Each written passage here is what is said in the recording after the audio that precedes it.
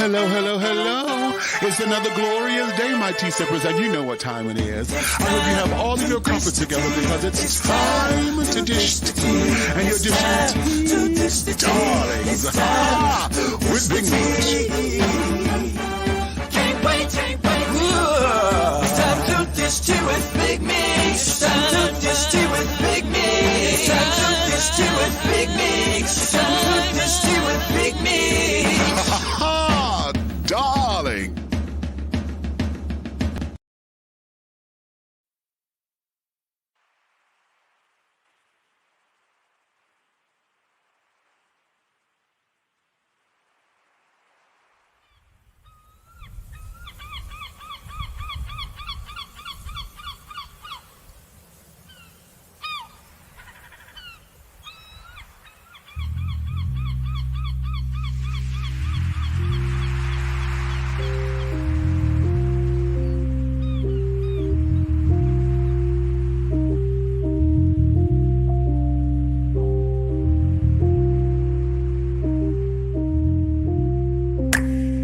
Deep almond brown eyes so deep, crystal mahogany mystique, she leaves me winded. With one word I am taken in, her beauty inhales me, she breathes me out, and I am alive again. I swim in her love, and she moves for me. She pleasures herself with my love. We lay together and play together on the dance floor of life. We cut a rug, she can keep pace. Intellect, beauty, understanding, sincere, face to face. In every aspect we dance at the same rhythm and pace. The song ends, we arrive together where I always wanted to be, looking into your deep almond brown eyes, inhaled by your beauty.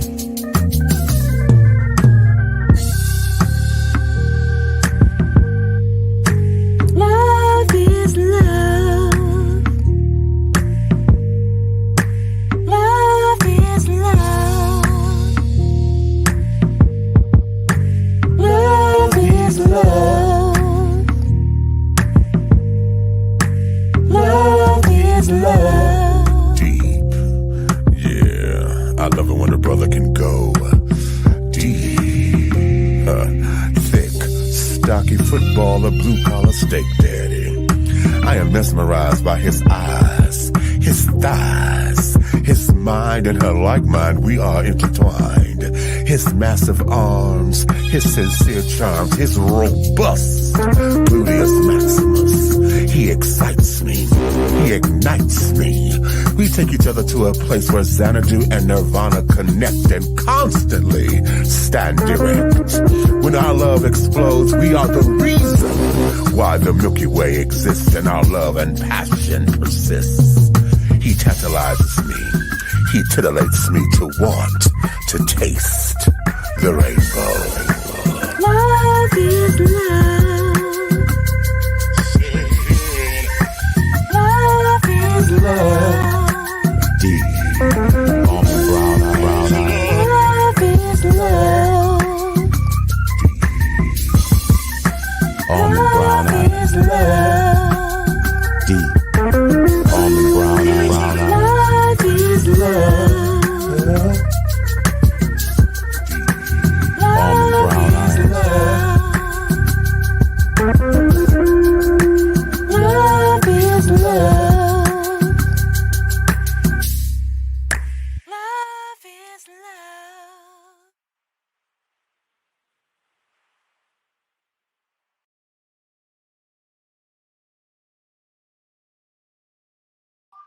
And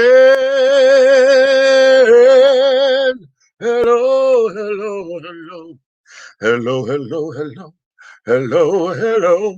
hello, hello, hello, hello, hello, hello, hello, hello, hello, hello. Hello, hello, hello, hello, hello, hello. Hello, hello, hello, hello, hello, hello. Hello, hello, hello, hello, hello, hello, hello.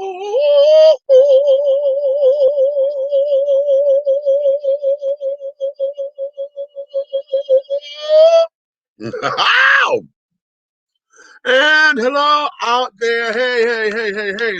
To all of my tea sippers, my crumpet dunkers, my tea brewers, my pot stirrers, and my tea leaf readers. What's going on in your world, my darling? What is your tea? It's another glorious day, my tea sippers, and I know you got all of your crumpets because it's time to dish tea, and you are dishing tea, darlings. Ow! With Big Meats. What's going on? What's going on? What's going on? I'm back at the computer, okay, and things of that nature, baby. We've had a very interesting week. Today is called the Do Over Redo.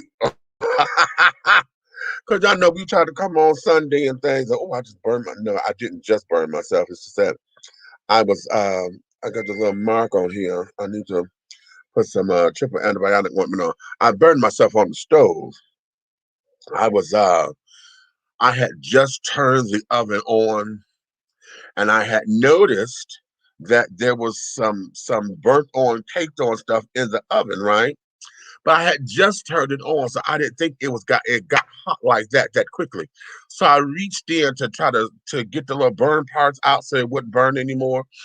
And it was readily easily to move and things, so it wasn't caked on or whatever. So I moved it, and right when I put my arm in, honey, that goddamn coil had got hot rather quickly, and so I ended up touching it, so I got a little burn mark right here.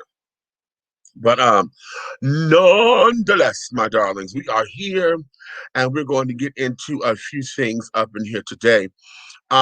If you're joining us, whether you're looking at us here either on Facebook or YouTube, let me say hello to all of you here.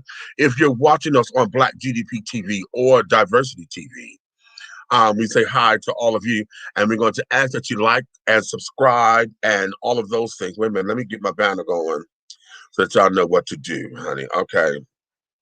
Um, what am I trying to do here? I'm gonna need y'all to follow me. Okay, see the link tree link right there? Y'all can follow me there. Go to that particular link and follow me on all of our platforms. If you're right here on YouTube right now, make sure you like, subscribe, share, that kind of thing. Hit the little doohickey little button and all that. I don't like saying all that, but I guess I have to start because we wanted to get our numbers to increase, of course. For those of you who like what we do, whatever, share. Okay, take and share this with everyone, honey, everyone. If you love us, tell all of your friends, share it with all of your friends. If you hate us, honey, share it with all your enemies, honey. And let them come on up in here so they can have something to talk about too. Okay. So having said all of that, what is going on in your worlds? It's been a while since we last chatted. And we are trying to make sure that everything is moving and grooving, honey. Okay. Hey, Israel. Okay, what's going on, baby? Okay, Road to Stardom is up in here as well. Okay, for all of you who are coming up in here, where are y'all? Okay, y'all on Facebook and right now YouTube. Okay, so cutesy. Both y'all are up on the Facebook page. So it's okay to be sure to comment and carry it on because we're going to really get into a couple things up in here today. I'm going to uh uh piggyback on some things, or at least bring some things in that we were going to discuss Sunday when we had all of those technical difficulties on Valentine's Day. Okay. Um, and so we done got through chocolates, honey. Let me read y'all how I wrote today's show up. So that we can get into this because I know y'all have a lot to talk about and a lot to say in how we're going to do this, okay? Because it's very interesting how we show love and do all this with love and carrying on. So Sunday we were going to talk, and I was going to really get into some things, but we could do it right here and right now. Hey, Linnea, what's going on, baby? How art thou? Thank you. Chris that came up in here. Hey, Chris, what's happening, baby? Um, so today I say it's hearts, chocolates, and big old balloon day, right? But here is the question: why are those who are so hell bent on monogamy not willing to submit to the sex drive of their partners? Hmm. Now, y'all know we were trying to have this discussion on Valentine's Day, right? Monogamy, okay? Monogamy, okay? Why is it that those who are so hell bent on monogamy are not willing to submit to the sex drive of their partner? Okay? Why is it? Why is that always a problem? Ladies, I'm coming to you because most of the time we hear this from a female perspective. We hear this from that perspective because most women claim that they are not as sexually active as their partners and things of that nature. And then sometimes we get the reverse. You know, we will get the reverse that the woman is so sexually active and the man may not be as hungry or as eager to have sex as she is. But if you are saying that you want monogamy, okay, and that's something that is a requirement, that's a deal breaker in the relationship, okay, non-negotiable deal breaker, okay, you want monogamy. If that's what it is that you want, why is it that you do not know how to submit to, accept, succumb to, and be willing to activate or stimulate the sex drive of your partner? Huh? Why is that always a concern? Okay, so that's going to be one issue. But start putting your comments up in here, baby, because this is going to be a doozy. Okay, this is really going to be a doozy. Now, here's the flip side of the coin. Okay, because we did just have Side Piece Day as well. Now, for those of y'all who don't know what Side Piece Day is, Side Piece Day is the day after Valentine's Day. Okay, that's the February 15th.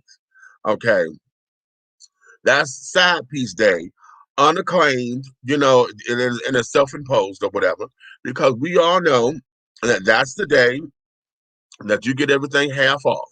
You get all the chocolates, all the flowers, all the everything Valentine's Day. You get all that shit half off. So now your side piece get to get, and then if you got more than one, honey, if you catch the right sale, you get that shit 75% off, and you get you get more bang for your buck because they're trying to get rid of it because you know as Valentine's Day approaches, child, they just started putting Easter stuff up, Easter and what's the other thing? Um, um, they um.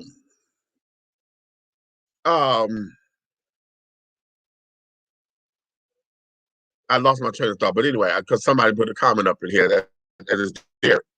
Okay, I guess you want to come in on this, huh, Derek? That's what's me. But you know, the marketers are carrying on, and those who are trying to make their coin, honey. Valentine's Day hadn't even got in here good yet, and then they were already setting up for Easter.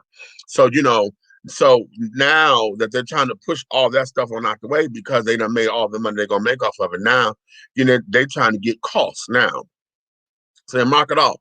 So those of y'all who got side pieces and carrying on, February 15th is side piece day. So here's the thing, okay? How many of you catered to your side pieces this year? We still in the pandemic and carrying on. Did your side piece, okay, get the benefits, okay, that they were looking for this year? Last year they did, because last year we wasn't in the pandemic yet. It had just started. Everything didn't get kicked off until March and shit, you know. But last Valentine's Day, yes, everything hit, didn't it? Uh-huh. So side piece day, side piece got it. What about this year? Did you do for your side piece and carry it on? And here's the other part of that. If you are the side piece, did you get what you were expecting. Huh? Did you get what you wanted? Did you get some time? Did you get some dick? Did you get some ass? Did you get some pussy? Did you get what did you get? Did you get the half off gifts? Okay. Did your particular married person or involved person, was he smart enough to buy two of the same things at the same time? Or did you get it all half off? And why are you comfortable with that? This is what I'm trying to understand about a side piece. Okay. And I'm gonna take the business shit out of it. I'm gonna take the business arrangement out of it. Okay. Because some of y'all say, well, this is business, honey. I get what I want, he get what he want, honey. I ain't got nothing long as he take care of this or take care of that and this and another. And then he know we ain't no commitment. So basically, those with that kind of mindset, I'm gonna call y'all hoes. I'm gonna call you a hoe. And the reason being is because you're looking for somebody else to pick up the slack for you. And as long as you're willing to put out for it, that's what being a hoe is. No tea, no shade, honey. No tea, no shade, no judgment. I'm just gonna call you a hoe. Okay, because that's what the mentality is, or that's what the behavior is. Okay. But I want to know, those of you who are comfortable with being the side piece, why is it that you feel that it is okay for you to accept? I won't call it the leftovers. I'm just going to say, why is it that you feel it is okay for you to accept what you accept? Why are you playing second fiddle? Why are you getting the leftovers? Okay. Now I get it. I understand in cooking world when you do leftovers. See, especially like Thanksgiving and Christmas and all of that. But if you're cooking, when you make a spaghetti, that pot of spaghetti don't taste its best until the next day because the seasonings and stuff had settled into it. Okay. And this, that, and the other. So are you one who believes that being the side piece, you get all of the good because you don't get him nagging or get her nagging about what the children are doing, what the husband doing and carrying on? Is that what that is? Okay. Explain it to me because see, one of my kids, honey, he found himself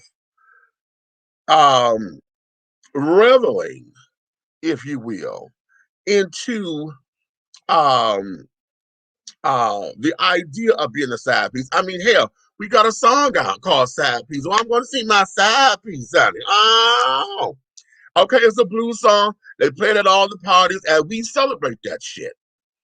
Okay, we celebrate it. Okay.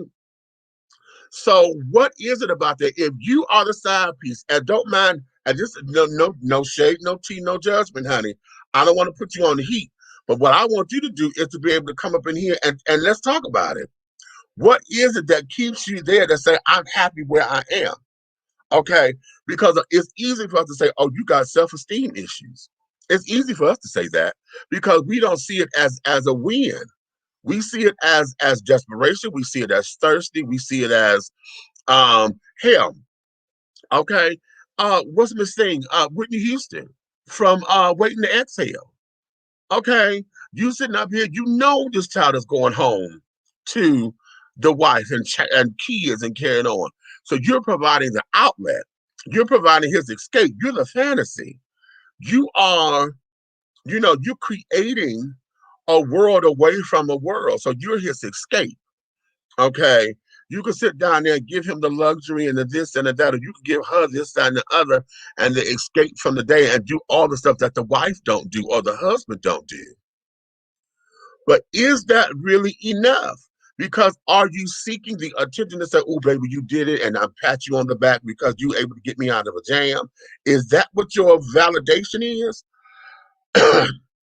Or is it more than that?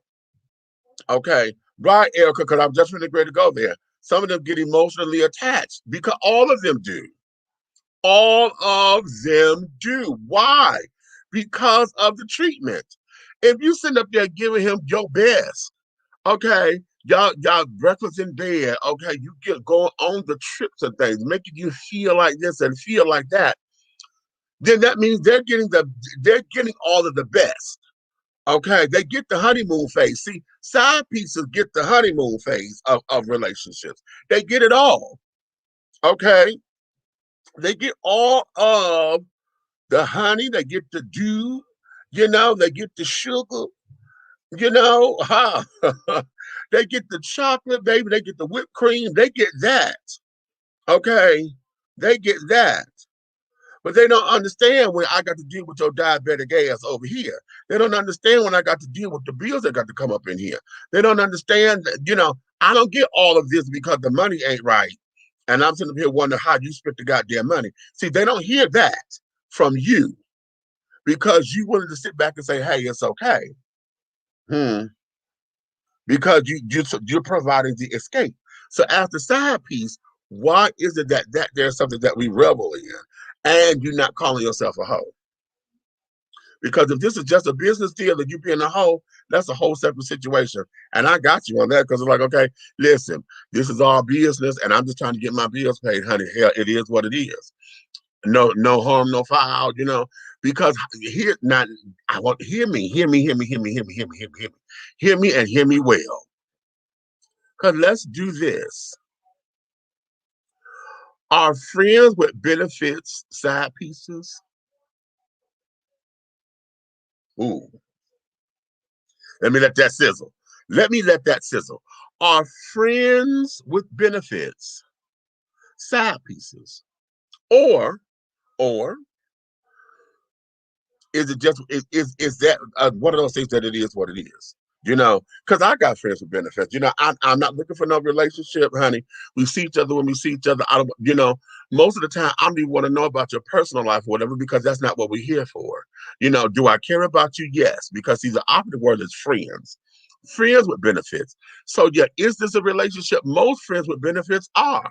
You're the relationship without the commitment.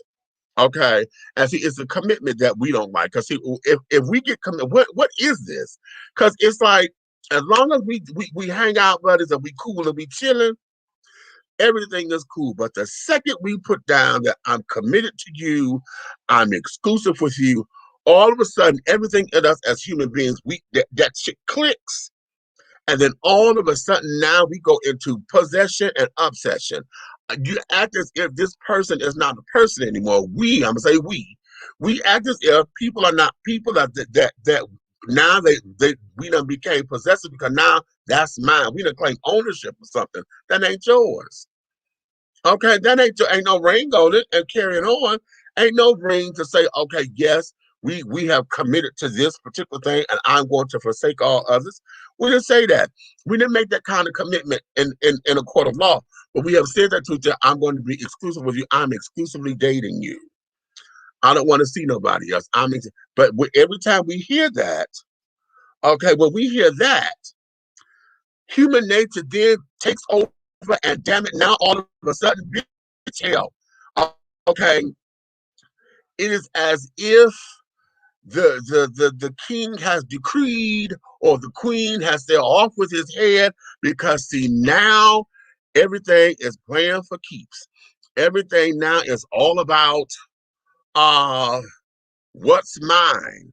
And then we get real funky. You end up treating your partner as if they're less than human. They still human. They know what the hell they are attracted to. You know what I'm saying? They got eyes, they got feelings and carrying on. But because he said, oh, that bitch got a fat ass or whatever, you got your mouth all twisted. If they talk about their past, everybody got a goddamn past. Men, why is it that you sit up there and get all in your feelings when you realize that somebody else fucked your woman? Bitch, she knew somebody else before you, nigga. So why is that an issue? Women, why is it that a man who y'all want him to be a man, right?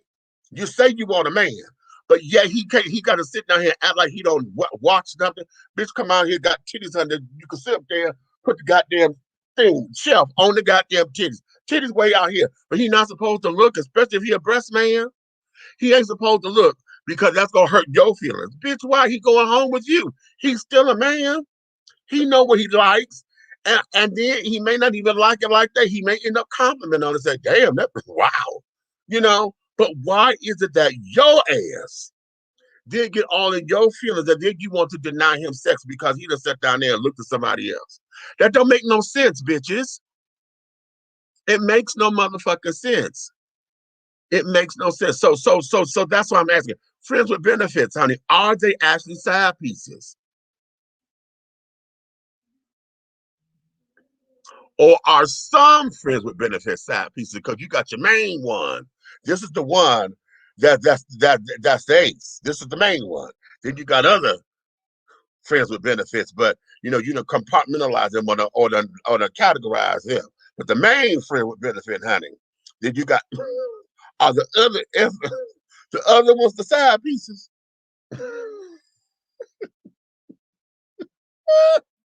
And if so, did you do something for them on February 15th on side piece day? Huh? Did you do something for them on side piece day? Talk to me, children. Talk to me. What y'all at? Don't get quiet on me. Rosa, I wrote a book called Side Piece. Girl, put the link up here so I want to read that. Okay. When they get emotionally attached with the game, so I have put that up there. Okay, speak. Okay, hi. Good evening. Hey, Tracy, what's up? Okay. They are never happy. Okay, well, okay, come on now. Okay. Derek laughing at side piece day. Well, y'all know I'm telling y'all the truth. You know I'm telling the truth, honey. Come on up in here. Okay, wait a minute. Hold on. What we got? Here is an excerpt. Okay, Kia. I'm every man's fantasy because I do things his woman won't do in the bedroom. I'm a true freak. That's why I'm the side piece. Oh, really? So that's an excerpt. Okay, so here's where it is. Okay. What is it? Because let's stick right there. Let's go right there. Because see, Valentine's Day or chocolates and hearts and dinners and expensive gifts are unnecessary money spending day. That particular day, that's when usually folks pull out all the stops, child, to show that they love you. Okay. That's when the real freak in the bedroom come out, honey. Oh, child, that's when everybody want to get on their 50 Shades of Grey and things and supposedly want to do something to whipping on you and carrying on them, blah, blah, blah, blah, blah. Okay. So having said all that, why is it that the side piece revel in the fact that I do what the spouse won't do? Okay. I do what the spouse won't do. And why is that? How come? Why is that? Huh? Ladies, I'm gonna talk to the ladies first. I'm gonna come to the men in a minute.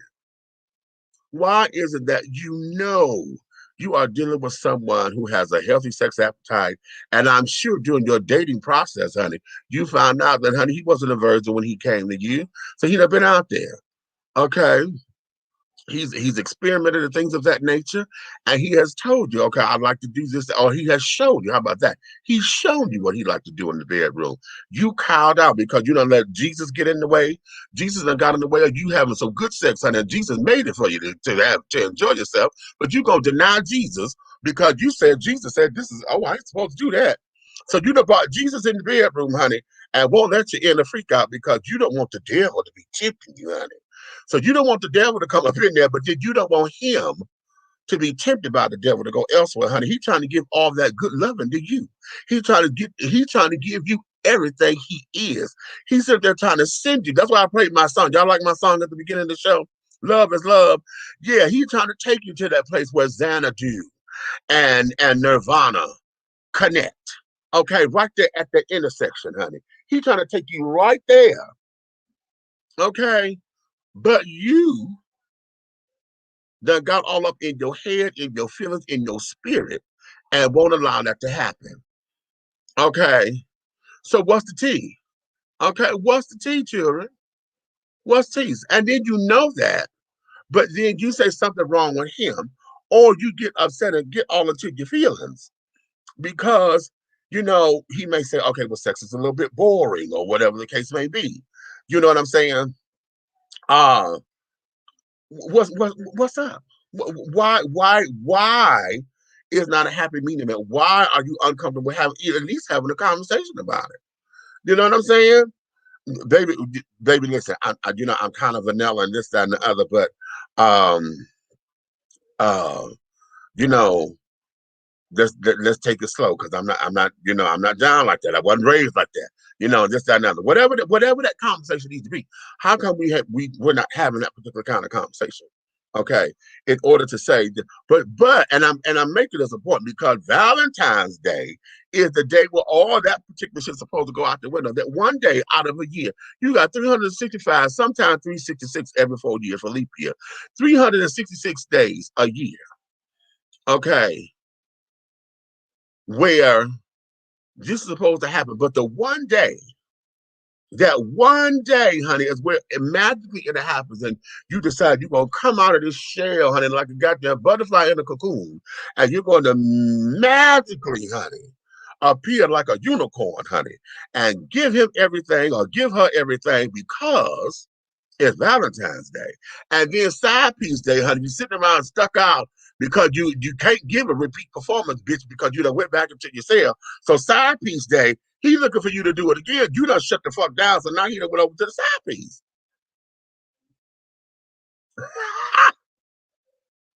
Woo! Gotta get my side piece. Yeah, the cheering. Let's go right here. Sometimes friends with benefits are side pieces because one of them could be dating someone the entire time and drop you as soon as the relationship becomes official. Meanwhile, others start as friends with benefits, but sometimes by chance become more. Lanier, you dropped that. That right there is real good. That right there is real good, which is depending on the situation. Because sometimes when you say they dating and really don't know that they dating, right? Okay. Well, I'm a one night stand man. Okay. A lot of them look so tired. You think so, Erica? Really? Okay. Had a one night stand with my fiance 8 years ago. You so goddamn stupid. Okay, and we still together. Okay. Okay. How about that? Okay, many times I think people use sex to control the individual and withhold. Valentine's Day promote the materialism. Interesting. Do you know what? It does more than promote the materialism. But I'm a stand by you with that because see what happens oftentimes is not just the materialism, honey, but it promotes superficiality of what love is supposed to be. See, because it's not just the material things, because oftentimes folks do shit in the name of, it's not even keeping up with the Joneses, honey. Y'all trying to be the Jacksons or y'all trying to be the Silvers with the big afros and carrying on. Okay. But oftentimes this here, people get all enthralled with it. Because I really believe that oftentimes throughout the rest of the year, they don't have or they have not shown what love is appropriately. And appropriately is maybe a strong word.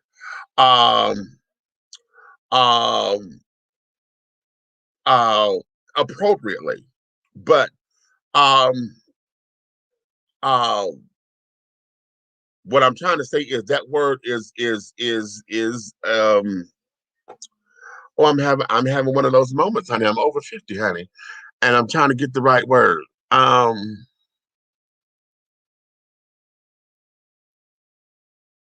Subjective, that's the word I'm looking for. Being appropriate is subjective, okay? Because what is appropriate for you, that's based on the individual relationship, but also understanding one's love language. See, that's another thing. A lot of folks, we don't pay attention to all that because we as Black folks, we keep saying love languages and the stuff that they talk about. We sit up there and say that, oh my God, that's white folk shit. We say that all the time. Oh, look at this. White folks always talking about this. But we need to learn from that sometimes because, see, these are the very issues that we don't talk about. We want to talk about how beautiful Black love is, but these are the issues, the same issues that we don't talk about. We love to talk about the difference of, men are from Mars, women are from Venus kind of bullshit. But we never talk about the intricacies of that. Why is it that we speak differently? Because our love language is different. And nobody pays attention to that. You understand? So Valentine's Day comes to that particular point. And if you notice when folks get mad on Valentine's Day, because they think that through osmosis, you're supposed to automatically know what I like, what I don't like, if you've been paying attention, which part of that is true. But most of the time, if you have not communicated what you like and what you don't like, oftentimes the gifts that are given are not from the heart. They're from a place of, because I spent a lot of money on it, or because this is what I'm supposed to do for this day. You know, how many of y'all got the goddamn roses and carrying on? And somebody that went out and bought you 2 or 3 dozen roses, that found the biggest blooms of roses and carrying on. And how many of them are dead today? You don't even like roses. Your favorite flowers might maybe a lily. Okay. I like lilies and gladiolas. Okay. And I do like birds of paradise, honey. Okay, but those are some very expensive flowers. But anyway, um, but you know, you don't even pay attention to that. Okay. Hell, you don't even realize that here, I don't need a full dozen. Honey, give me half a dozen, baby, because I can sit down there and do a little spread for the table. You know, just sit down there and say, hey, okay. How many of y'all thought that hell, maybe I might buy you a potted plant, a flower or something? How many of you know that your partner loves gardening would have been just as fabulous if you had got her some damn seeds to plant some new tomatoes or something? Huh? To sit down there to okay, or if you had went and got some potting soil, the kind of soil that she got, because she on the how many of y'all see y'all that's the kind of shit when you pay attention. You understand? But this particular thing, you sit out there and you don't show your love appropriately. Then just one day out the goddamn year, you know, it's supposed to be through osmosis that everybody gets it, and everybody's supposed to. Oh, and then bitches, y'all kill me with this. Oh, and this is to all my ladies, and this is to all my femme queens and all my alphabet children. Y'all makes me motherfucking sick with this shit here. When everybody got to go for their bragging rights. Oh, look what he done did. Oh, girl, he done did this. Oh, girl, we done did that. Oh, girl, this and I can't stand y'all bitches that got a little coin, honey. Cause my man done took me on a trip. Ooh, girl, we done went here. Ooh, girl, he done bought tickets for the cruise. Girl, we going on the cruise. Ooh, girl, we went out to Spa Divas and he got me some a whole bushel of crab legs, bitch. So now you letting everybody know what his pockets are, and then you gonna be mad in a few minutes because one of these bitches that you done told it to is trying to be a side piece because they know this motherfucker like to spend money.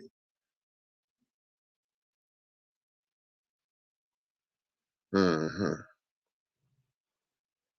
Mm-hmm. How about that? I love a nice sturdy plant. I bet you do, child. Okay. Okay. When you are spoiled all year, that day doesn't matter. How about I like that? What's it when you are spoiled all year? That day doesn't matter because it becomes any other day. You know what I'm saying? It becomes any other day. But here's the thing.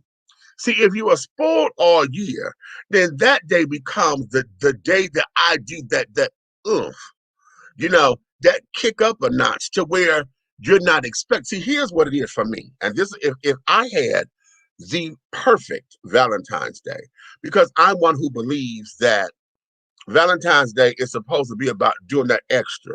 You know what I mean? Because throughout the rest of the year, baby, I'm already doing the just because stuff. You know what I'm saying? Just because, baby, because the shit, I thought about you today, and damn it, honey, I felt like doing this. Or because I saw something that reminded me of you, I'm like, oh, my baby would like that. You know, damn, that is so him, or that, yeah, you know, I'm going to pick that up. Yeah, I do that with my friends. I would see shit all the time. Oh, my God, I'm like, damn, you know, so-and-so, that is so, and if I got the money, I would get it. You know what I'm saying? So on Valentine's Day, it's going to be that little oomph to make you know that I'm paying attention to you. You know what I'm saying? You know what I'm saying? It's like if those of y'all who know me, y'all know I am Wonder Woman down. Right? I am Wonder Woman down. But if you're really paying attention to me, honey, Wonder Woman is my bitch. Okay, but y'all know, honey, if I find Nubia, the black Wonder Woman, which they don't have a lot of stuff like that, but y'all know Nubia, honey, is what it's like, okay, yeah, and for anybody to give me anything, Nubia and carrying on, bitch, we in. But everybody who pays attention to me know that Batgirl is my bitch. Okay. Know that Batgirl is my bitch. And not just any old Batgirl, because y'all know if you pay attention to me, honey, you know I got to have it right because I can't stand some of these little Batgirl images of carrying on. But y'all know Batgirl is my shit. Okay. And anytime she's on the motherfucking motorcycle and carried up. So if you paying attention, see, Valentine's Day would be that day to where I would do the kicker. Because I know you coming with Wonder Woman. You're gonna come with Wonder Woman because you know that's me. Okay, so you find something cute, you know, and this, that, and the other, be like, okay, hey, you know, and something that I've been wanting, and it's Wonder Woman. Y'all know y'all can't do nothing wrong. Wonder Woman, Patti LaBelle, or Stephanie Mills. Those three things, y'all know y'all would that's a never wrong issue. Wonder Woman, Patti LaBelle, Stephanie Mills. Okay, that I don't care what, it is never wrong. You understand? So anybody who they know that. Okay, but if you're paying attention to me, honey, if you paying attention to me, y'all know Batgirl is my shit. Okay, y'all know Batgirl is my shit. Okay, y'all know, honey, y'all get me something Natalie Cole, honey, hard, because Natalie Cole, my backup bitch child. Okay, anything Natalie Cole. You understand? If you're gonna play music or whatever, that kind of thing. So Valentine's Day for me would be the day that we do the extra, you know, because I'm spoiling you already, honey. So this here's to sit down there, or how about this? This is that day to where, you know, it becomes like where I'm gonna call it the extra because see, like for those getting a massage and your feet and stuff, you know, and mani pedi and carrying on, that's regular, right? That's regular. But it's not regular if they come to the house to do it. That part is not regular. You ain't got to go nowhere, baby. I got them coming to you. Okay. How about we get the chef or you know, we order takeout, but I order takeout from your favorite restaurant and I have it set up here, you know, to where by the time you get out the shower, dinner's already set, baby. And I got all of the, you know, that thing. You know what I'm saying? That it's the one up or it's the special thing. That's what Valentine's Day should be if you're already in love and you're playing right. You know, and what I mean by playing right is all year long I'm already doing my just because. You know, I'm already doing my just because, baby. Shit. Okay, listen. My baby wanted me to shout him out. Okay. Y'all know Alabama was trying to come up here this weekend, right? And he just told me, he said, I was trying to come up to surprise you Sunday. He said, I know you know, because I told him, I was like, listen, you know, one of the things I do believe is this. Anytime you got to go make your coin, honey, I don't need you calling off work for the party, honey. The party gonna be there. You gonna make your coin. Because see, I don't need you to sit down here and miss out on making your coin, honey, simply because of the party. Because the party means you spending money. Uh-uh. No, you don't go spend money and you don't go fuck up money or miss money because you finna go spend some money. That ain't got nothing to do with nothing. You know what I'm saying? This ain't even a business, it's not even a business invention. I mean investment. You're not going to spend no money because you doing a promo or something, or you out here, you know, promoting your brand or network, and that ain't what the hell this is. You going out here to spend money just to spend money because you know you think that's what I want. You know, because you want to be with me. Oh, honey, I appreciate that. Oh God, I love that you want to be with me. I love that you want to be in my presence. And most of the time we ain't gonna do nothing but sit there and watch TV. Because shit, the club don't mean that much to me no more. But no, don't fuck up money for the party. The party gonna be here, baby. As a matter of fact, what it is, shit, I could shut this bitch down, honey, and pick it right back up. These whoever coming, honey, they'll be back. The party gonna be here, baby. You gonna make your coin to be secure. Then when you secure, then we come party, honey. Take care of the responsibilities. So he called me because he was gonna come up, and oh, my face is itching, chat. I can't stand this shit. Listen, I don't get facial hair, but the little bit that does, honey, when I shave, this bitch wanna itch when it grows back. and I can't stand him. Anyway, he was gonna come up and this, that, and the other. And I'm looking at the time. I'm like, oh, wait a minute, honey, he should have been here by now. And I called. I said, hey, what's going on? I said, you on the road?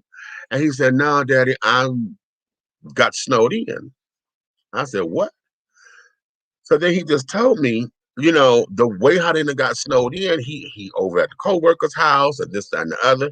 She lived close to the job. He could walk to work and blah, blah, blah, because they can't, you know, then they had to wear police and ambulances and try to transport the folks to work.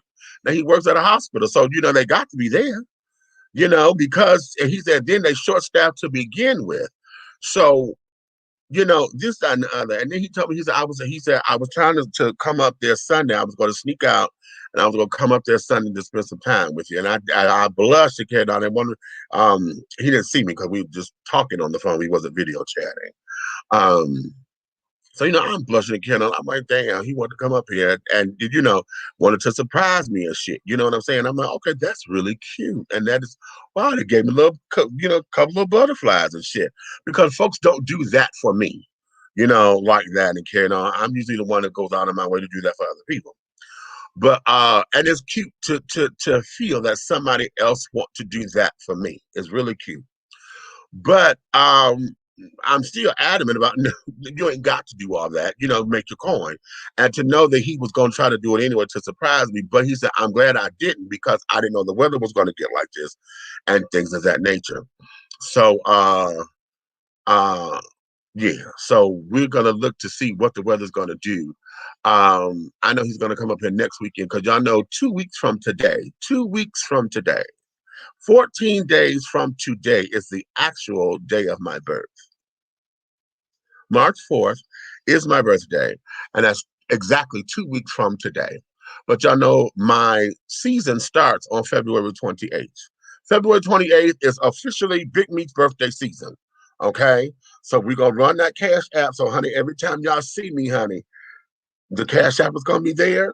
We're going to run that thing, honey. You hear?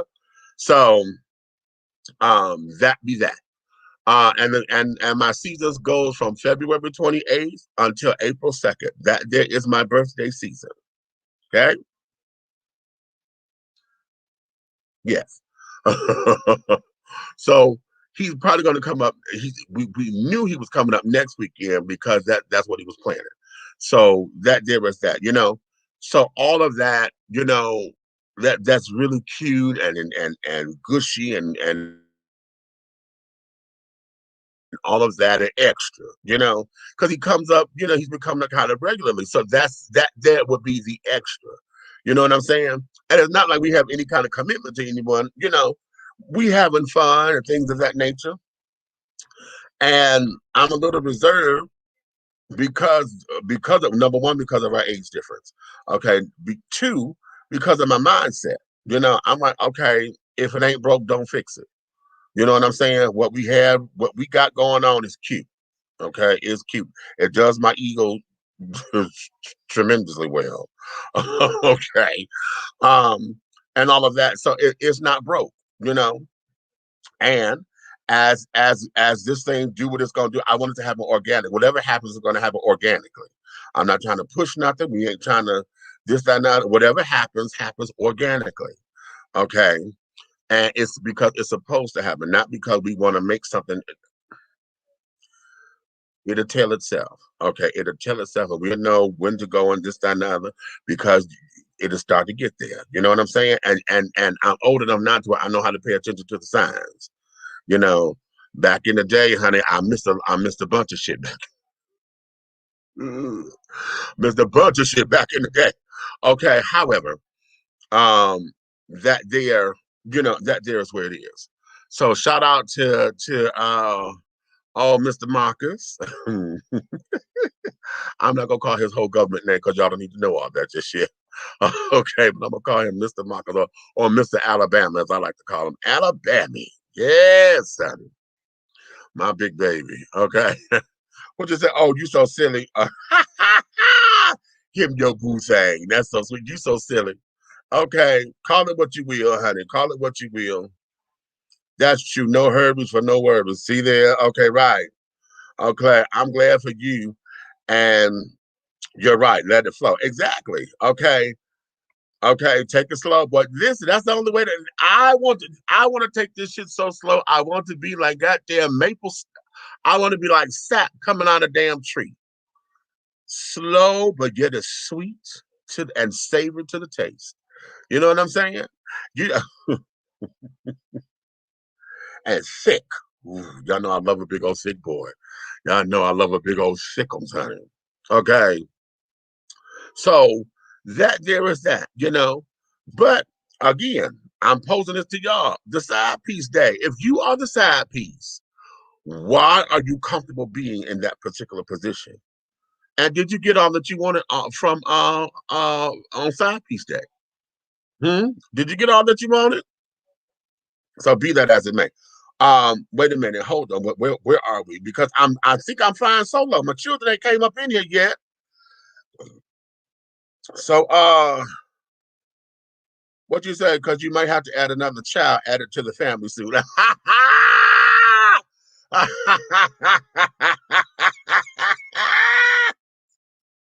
Don't be wishing that on me. Shit, I got enough kids as it is. Child. I have enough kids as it is. You understand? No, honey. No, no, no, no, no, no, no, no, no, darling, no. But in any event, honey, that there is what this is, the children and the sugars. Okay, and the sugars, you know. But for those of y'all who did celebrate Valentine's Day, did you get what you wanted? Was it what you thought it was, or did you sit down there and was it basic? And what I mean by basic, was it standard? You know, he got candy, we went out to dinner. You know, the basic stuff that everybody do for Valentine's Day. Was it basic or was it really special for you? And the reason why I'm asking that is because I'm on Instagram. Y'all know gospel singer Kiki Sheard, right? Kiara Sheard, the daughter of Karen Clark Sheard and the pastor J Drew Sheard. Okay, uh, senior that is. Okay, she had put up on Instagram this little video that her husband, because she's married now, that her husband had gave her for Valentine's Day. And I thought that was just the sweetest and the cutest thing. But I believe this is their first Valentine's Day together as husband and wife. So, you know, those first ones are always the ones that go octaway, you know, and go in and get you know, the marriage is still fresh. They still in honeymoon season, you know, and things of that nature. So it's like, okay, well, you know, that's cute. That's cute, you know, real cute and things of that nature. Uh, so what's tea? You know, you know, and I was like, oh, and I put a comment up there. I said, oh, that is just so sweet. I mean, he did the thing. And that was what she was willing to show. Because she said, well, I'm not going to show everything because, you know, there are some things that are private and things that are special that he did for me. And I want to keep that between us because this is my husband, you know. And I'm like, oh, okay, honey. She said, they're trying to be a virtuous woman. You know, don't want to give all the goods, which is something. And I respect her for that because again, one of the things about relationships is just that, honey. Relationships are just that. I'm gonna give you what I want you to know. I'm an open book, but there's some things that I need to remain private. Um,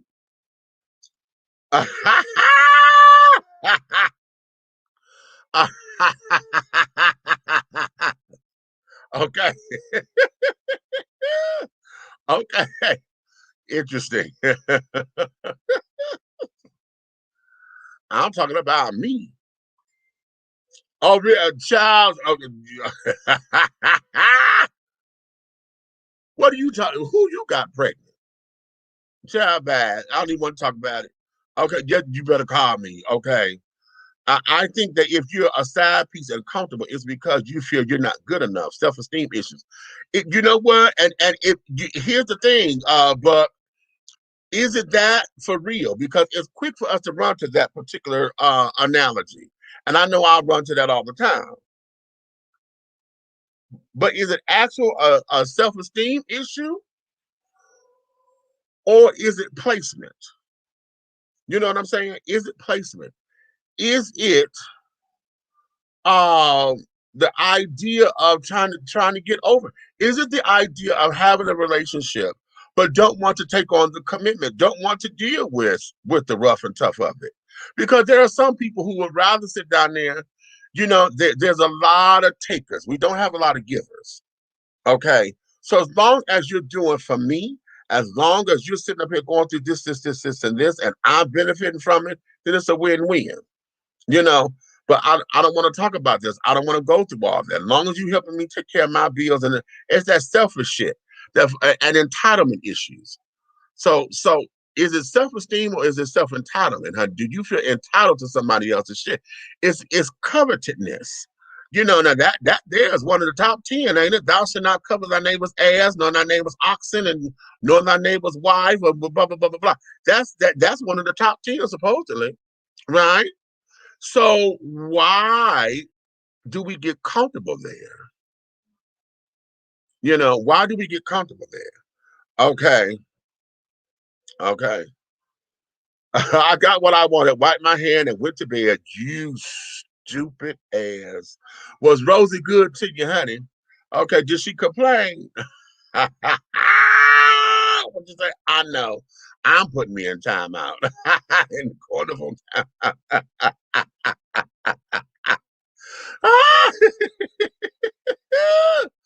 I'm not with you here. I am not. Okay, some side pieces just want what they want to get in a sex partner and be satisfied with not being not being in a committed relationship. Okay, now here's the thing, because like I said before, what's the difference between that and being a hoe? Because see, most of the time, the side piece gets all of the honeymoon aspects of it. They get all of what it is to be in a relationship, and we still in the honeymoon phase. It's all cute. It's cute. It's cute. It's cute. It's cute. It's cute. It's cute. You don't argue. You don't fuss. Everything is still light and airy. You laugh at all the jokes and carrying on. Everything is still real cutesy. But then what happens? Okay, you go back home to the wife. Let off some things, kind of like just a vacation spot. Y'all know how we are when we vacation. When you go on vacation, honey, you down there in Florida or Mexico or the Dominican Republic or wherever you gonna go. Okay, it's beautiful, child. It's so beautiful. It is so fabulous, honey. Oh my God, I need to move down here because this is so cute. This is so.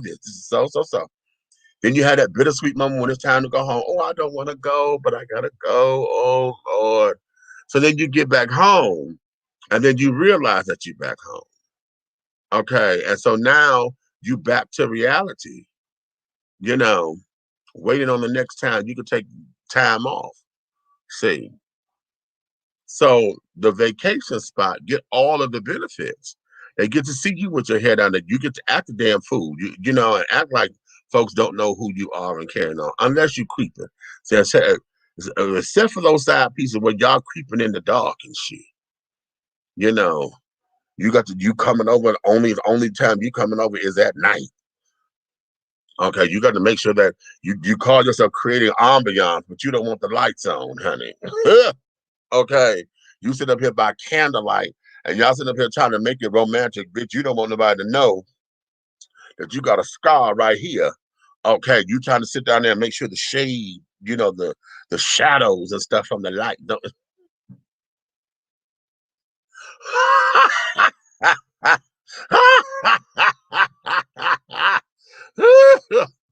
Child, bye.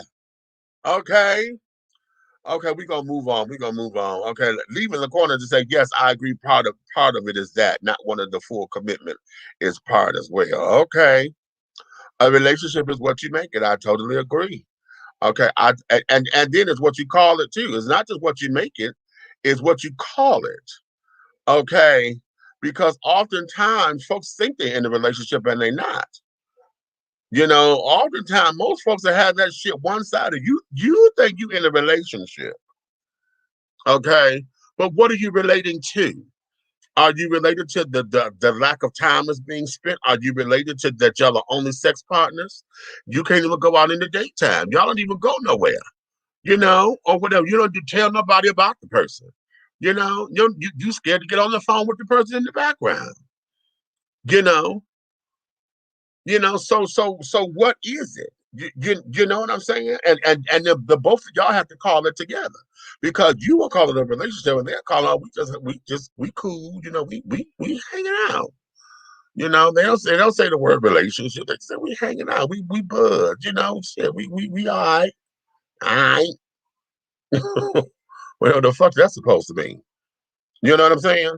And so again, that goes back to the show when we talking about rose-colored glasses. Remember we talked about rose-colored glasses?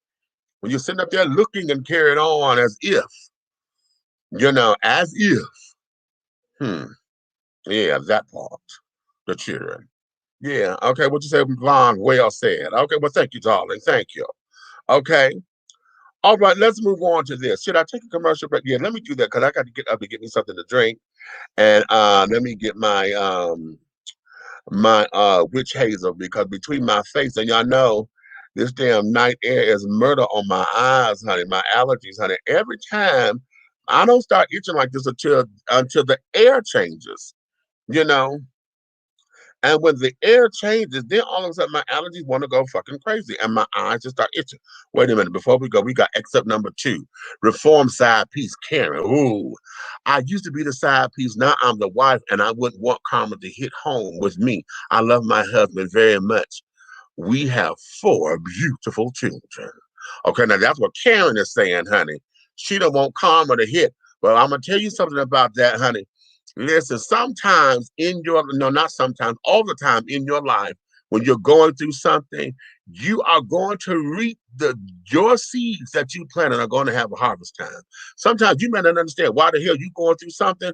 Honey, if you look back over your life, you will see where those seeds have been planted.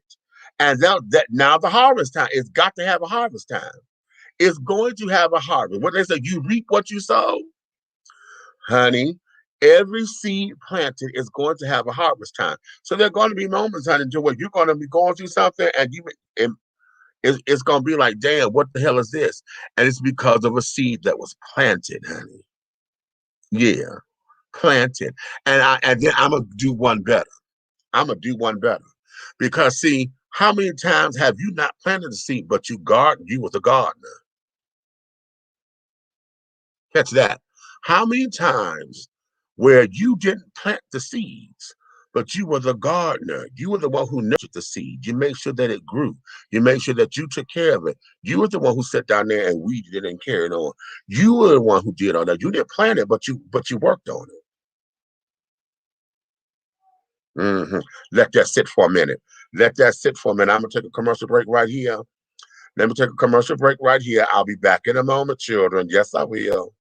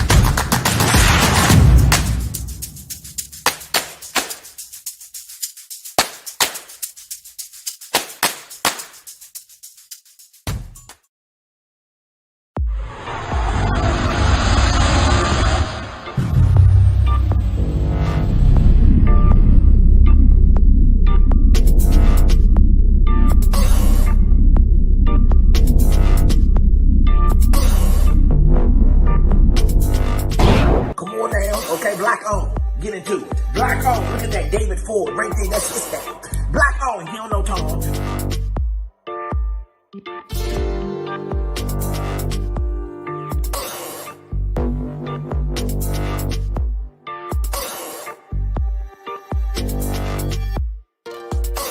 Look at that David Ford. That's his name. He don't know Tom. Yeah.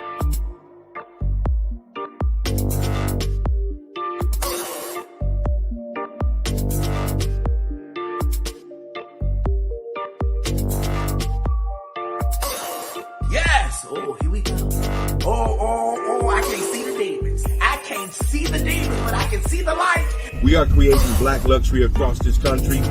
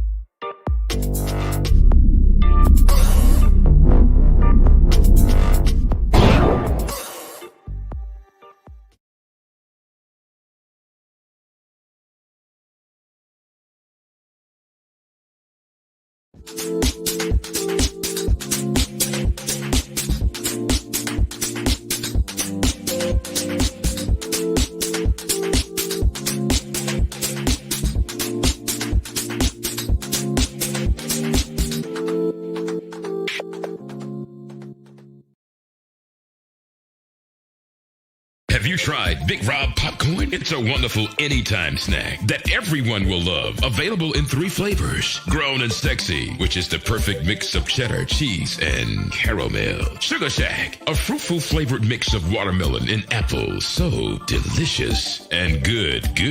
How about spicy butter and white cheddar? Everyone loves it. That's why it's called good. All Big Rob snacks are manufactured in an FDA approved facility and flash sealed for freshness, safety, and worldwide delivery. To order, call or text 937-367-8650. That's 937-367-8650. Or contact Big Rob via Instagram at Hey Big Rob. As the holidays approach, take advantage of the holiday special. Purchase more than 2 bags and receive a free CD. Call or text 937-367-8650 to place your order now. Big Rob popcorn, the perfect snack that you will love. It's so delicious.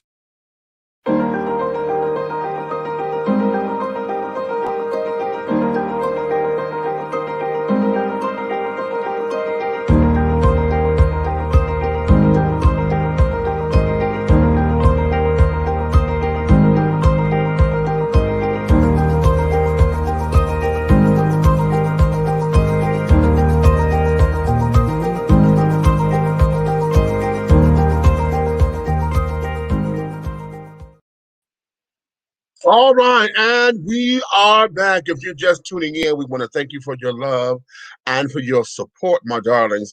We want you to like, subscribe, and share on whatever platform that you're on, my darling. If you're on Facebook, go to the Dishing Tea page. As a matter of fact, I need all of you who are on Facebook to go to the Dishing Tea with Big Meats page. Look for the one that's in all with the capital letters.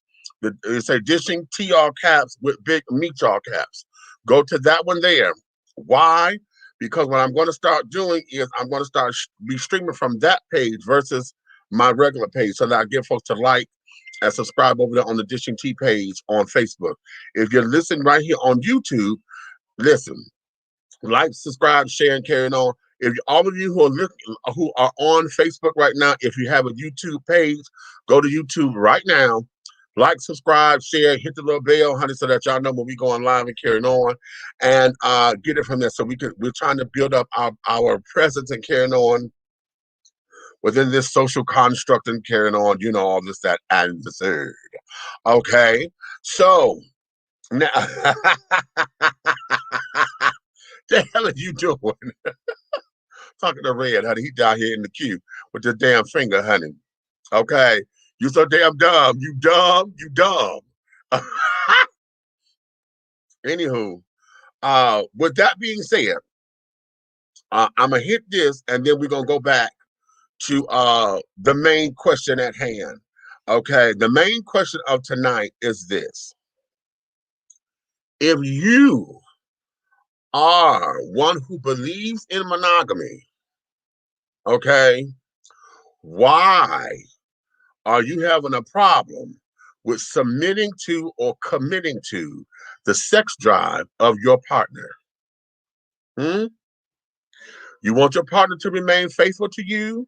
You don't want him to sleep with nobody else. You don't want him fucking nothing. Okay.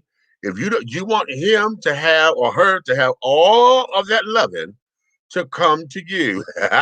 You dumb. Let me bring this fool up in here, because he's sitting up here Earl Flynning me, honey, with his fingers. Okay. If you want your partner to be monogamous and only sleep with you, then why do you have problems when their sex drive is high? Huh? I need Aunt Nikki up in here, because we were going to talk about this Sunday, but I know we had problems. And she said she's in her training right now, so she's otherwise occupied. I don't know if she's going to get in, because she said that was one of her issues with a marriage. That was one of her things. He was just too much. And so the whole thing of this becomes, okay, how did you deal with that? Because see, and I'm talking to the ladies, because most of the time we hear this from a woman's point of view, that the man always wanted and this, that, and other, blah, blah, blah, blah, blah. And I don't be feeling it, and that, and that. But yet you want him to be monogamous. You want him to don't want none of that to go nowhere else, but you don't want to be the one to sit down and to take it. So what gives here, honey? What gives? What gives? What gives, huh? But that's the main topic. But before we hit on that, let me ask y'all about this bullshit here. And yes, I'm calling it bullshit. Justin Timberlake's apology to Janet Jackson and Britney Spears. Huh? Are y'all thankful that he said it? Better late than never. Is that the attitude that we're taking?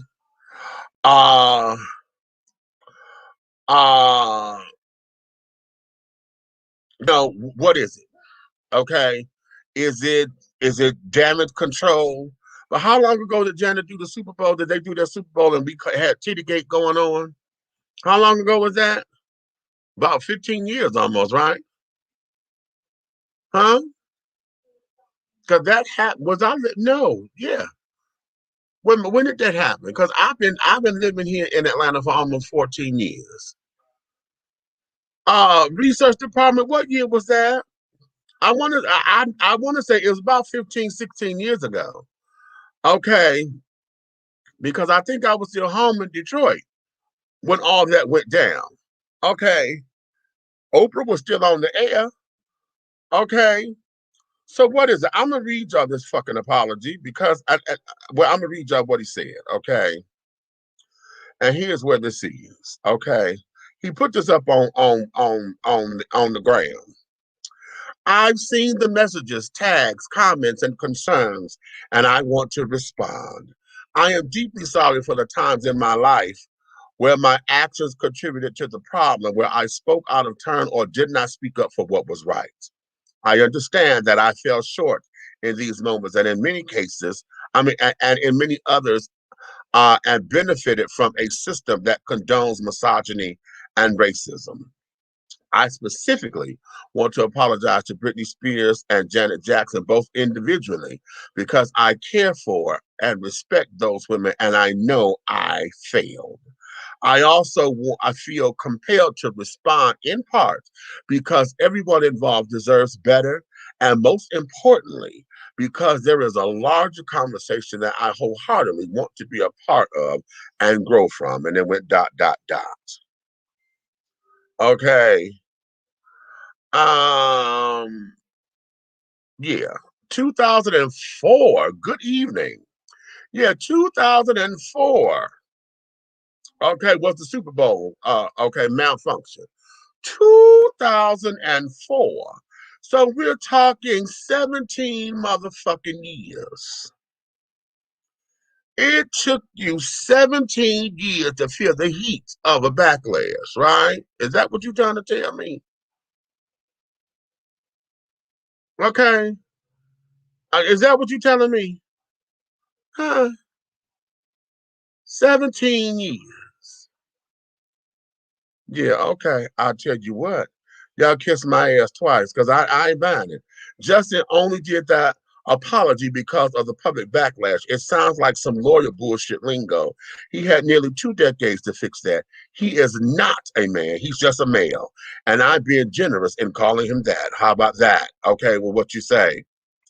Okay, that have been done live with at least one of them in the room when it was said. Okay, it should have been done. Exactly. Okay. And you know what it should have been? It should have been in a Yama moment. See, shit like that need to. Where did you go? I was just about to bring you in. Uh, Shit like that um is bullshit. Okay. Wait a minute. Um, all of that is absolute ridiculous. Okay. He is so irrelevant, honey. I hadn't respected Justin since. You know what? I had neither. You know. Um. So yes. Okay. He is so irrelevant. Okay. Red, where did you go? Okay. What you say? Yes, or an Oprah interview. Ha! Okay, a Super Soul Sunday moment. Okay, since you got epiphanies and carried on and blase yakety spleen and et cetera, do I did it shits. Mm-hmm. I'm telling you, I'm the reason why I'm having such a problem with this motherfucker, with this so-called apology, is because for me it feels like I'm gonna just say it feels like how an old man who was on his deathbed, now all of a sudden you see the light, you try to buy your way into heaven, kind of thing. Oh, I'm so sorry for all the shit that I've caused you and this, that, and the other, blah, blah, blah, blah, blah. Yeah, I know I failed, but I know this is part of a bigger conversation and I want to be a part of. What the fuck are you gonna say? Hmm? What are you going to say outside the fact of now you want to get your brownie points and tell the folks, yeah, I was a coward and no, I didn't know how to respond and I choked up because I could have had her back and this, that, and other. All of that was going on because y'all rehearsed the damn show. Here's the thing, you rehearsed the show. A wardrobe malfunction was just what? A wardrobe malfunction. Now, here was my thing with it. I don't know if it was a wardrobe malfunction. I've always said that because, bitch, you had pasties on your nipples. If that was a real wardrobe malfunction, honey, your titty would have been flat out titty. We would have saw the whole titty, nipple, and everything. Everybody would have had to, those who are heterosexual or lesbian, honey, would have been licking their lips, honey, because they would have saw a titty nipple from Janet. But she had pasties on, honey.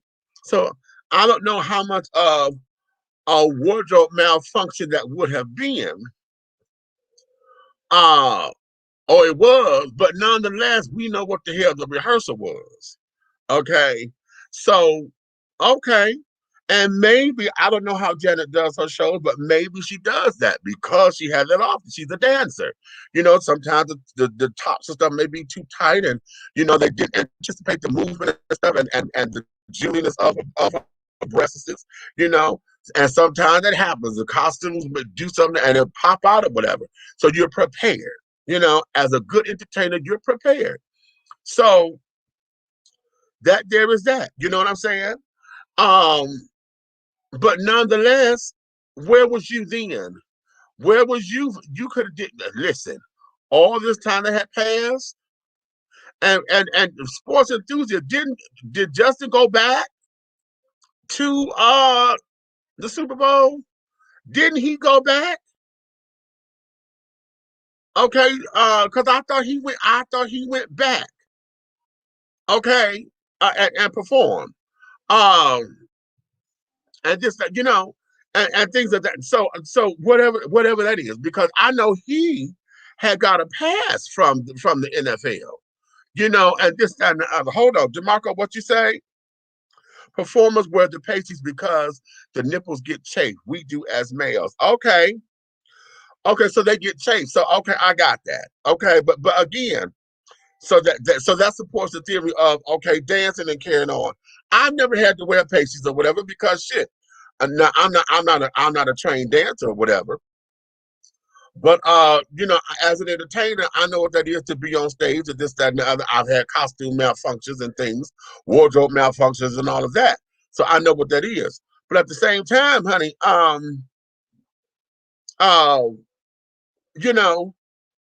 good performer is prepared, especially if that's something that you already know is going to happen. You know what I'm saying? So yeah, right there, that's right. He just recently, right? And did he? Wait a minute.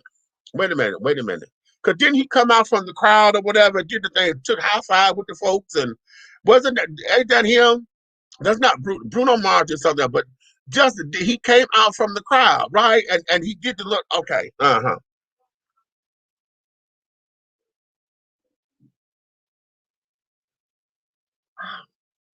okay. Oh, excuse me, almond milk, y'all. That's almond milk. It's supposed to be tea, but I just couldn't pull it together. Okay.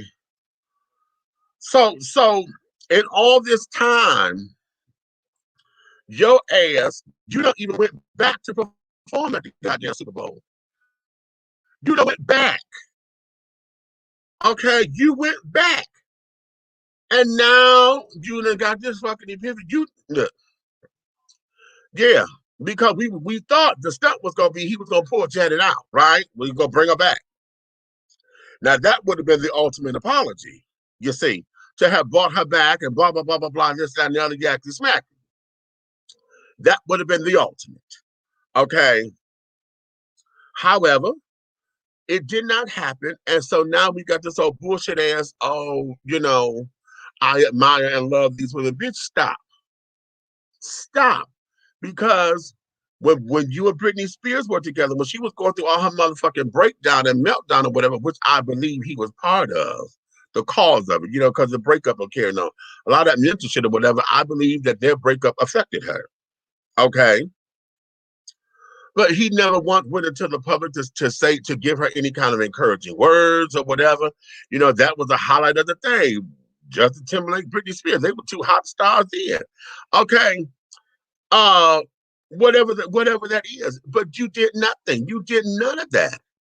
You did none of that. And now all of a sudden you want us to sit down here and to give you open arms and carrying on and blah, blah, blah, blah, blah. If you really want to know the truth about the matter, here's where this is. I would love to see what his record sales and stuff are like now, because he's branching off into acting and carrying on. Is this a publicity stunt for folks to come and see his new movie? I wouldn't put it past that. I'm not saying that's what it is, but I wouldn't put it past it is what I'm saying. Okay. You understand? So, yeah. Okay. Yeah. The cheer. Mm-hmm. Mm-hmm. So no, I no. What you say? When the Super Bowl was in Minnesota rather, you briefly mentioned Iyanla. I feel if Iyanla got in on fixing this, Iyanla needs to also talk to his wife because she dated him, married him, and had 2 kids for this trash. What does that say about her as a woman? Well, here's where it is.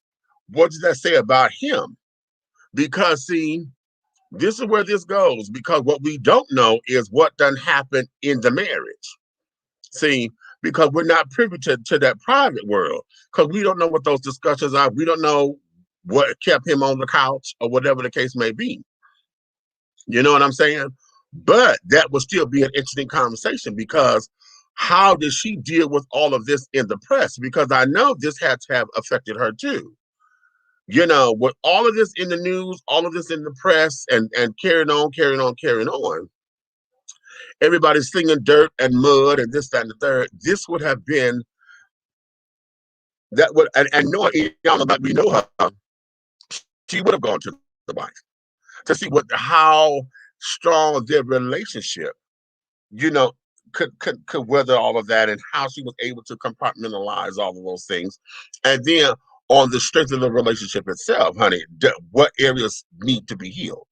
You know what I'm saying? So I think she would have done that too. This thing, him and Brittany grew up together. He should have been better to her. Exactly. They were Mouseketeers, child. They did the Mickey Mouse Club and shit together. Child, they were kids. Truth is, he got a pass because he was a white boy with just enough swag not to be called out on his bullshit. So he didn't have to heal because everyone around him taught him how to be. Wow. Mic drop. Mic drop. Okay. And I would have to agree with that assessment. Okay. I would have to agree with that assessment because his actions were so mellifluous. Okay. They were very resounding, very, very, very, very out there. Okay. His actions, they spoke volumes. Spoke volumes. And then, as far as I'm concerned, and I don't want to, we could chalk this up and say that's the business, but no, this was him personally. As far as I'm concerned, this is him, and his actions and his thought processes, or at least if it wasn't him, this is what they made him to be. Because just like you said, DeMarco, the people around him, I'm sure anytime he had said, I need to do something, they said, no, they told him. His lawyers, the people of the yes men, the promoters, the agents, all of them told him to leave it alone. Just leave it alone. Just let it'll die. It'll die. Don't comment on it. It'll die. Probably his wife, like Lanier, honey, his wife was probably on him. You ain't doing right. You could at least pick up a phone and make a phone call. That could have been done privately. You know what I'm saying? Yeah, that could have been done privately. Okay. So, all right. So let's go back into it. Because I'm done. This is all bullshit as far as I'm concerned. The little apology shit is bullshit. It's bullshit, bullshit, bullshit, bullshit, bullshit. And I would scream that from the top of Mount Everest. I would go to heaven and use Gabriel's horn and say, this is bullshit. And wake up the dead with it. You understand? Because it's bullshit. Yeah. Mm-hmm. Mm-hmm. Mm. Wait a minute. You have to understand. I usually go to the bakery to get my bread, right? Now, yes, I've ordered bread from the black-owned company, right? I told you about before. We've ordered bread, and it was supposed to start to ship out this week because, they were doing the Kickstarter program, kind of like the pre-orders, and they're starting to ship out this week. So I'm waiting on it to come. In the meantime, I went down here to the Tasty Cakes bread company, you get your Mrs. Freshly's and all that kind of jazz. And I bought some bread. But they had the goddamn Tasty Cakes. These particular boxes, honey, they were $2 for $1. I think I bought like $6. Oh, they come like this, okay? And so you get like 6 of these in a box. So they say you get 12 little Tasty Cakes. It's a double pack, it's 6 in a box. Yeah. I'm gonna have to eat these slowly and things. We go, baby. I'm having a little world over here. Got my almond milk, a little Tasty Cake, That's gonna be dinner. Mm-hmm. Mm-hmm. Mm. Valentine's Day, if y'all had got me some of these bitch, that's a damn almond milk. I said, hey daddy, I got what you want, honey. And then put one on each. Yeah.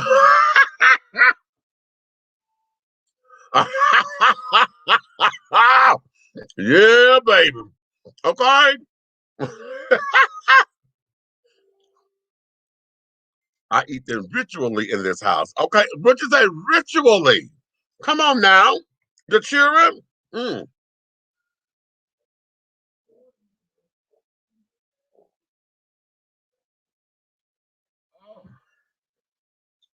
Ooh, that's so good. Ah, damn it. Mm. And that's rather vanilla. That's vanilla, not vanilla. That's regular vanilla almond milk. Let me enunciate because that didn't come out right. Okay. I got some chocolate almond milk in there too. That would have set this off, but it is, oh my God. Okay. There we go. There is some shit I want to say on the justice stuff, but my heart ain't into gossip. But the real tea during that time would have exposed him and a few others, and he was that cash cow. So cover up, cover up. Wow. Wow. Okay, now you know what? Yeah, you do to call me, honey. You do to call me. Mm-hmm. You do to call me, baby. Yeah, I said it, and it was a flip. That was a Freudian slip, and I was not trying to do that, honey. But that's what happens when you're trying to talk and trying to say three things at the same time, and it just came out wrong. So yeah, I was trying to say vanilla almond milk, okay, and it came out vinegar. That ain't cute. I was trying to say regular vanilla almond milk, and it came out vinegar. That ain't cute. Okay, so all right, let's go. Let's go. Where are my monogamy children at? Yeah, we're gonna do this. We're gonna do it. Monogamy. Monogamy. Where y'all at? To all of those who are monogamous, to all of those who believe that monogamy is real, for all of those who believe that if I'm in a marriage or in a committed relationship with you, honey, you are not supposed to want, not supposed to need, not supposed to have nobody else but me. After you done sat down there and made this declaration, men, after you done sat down there and want to believe that your woman don't have no past, that you her first, and in your mind, you the only dick she done ever had in her life, yet you met this bitch and she got 16 kids. Okay, but you the only dick she done had. Okay. All right. You here and you believe that this is supposed to be just the two of us. But in that, and to my alphabet children, y'all know how y'all rock. Okay. You want to sit down there and say, honey, okay, no, this is mine, honey, this is mine, and blah, blah, blah, blah, blah. But the second you cannot handle your partner's sex drive, okay, they want to do maybe 3 or 4 times a day. Okay, that's when they're young, honey. Okay, that's that young shit. They want to do it 3 or 4 times a week. Okay, that's us in our middle age, honey. You know, we up here, and you know, we may not do it 3 or 4 times a day, but bitch, yeah, hello, I'm gonna touch and feel something, honey. Yeah, okay. It may not be even all penetrated, but I got to touch you somehow, honey. I just need to feel you. Okay, oh my God, can I just taste this? Can I touch that? Okay.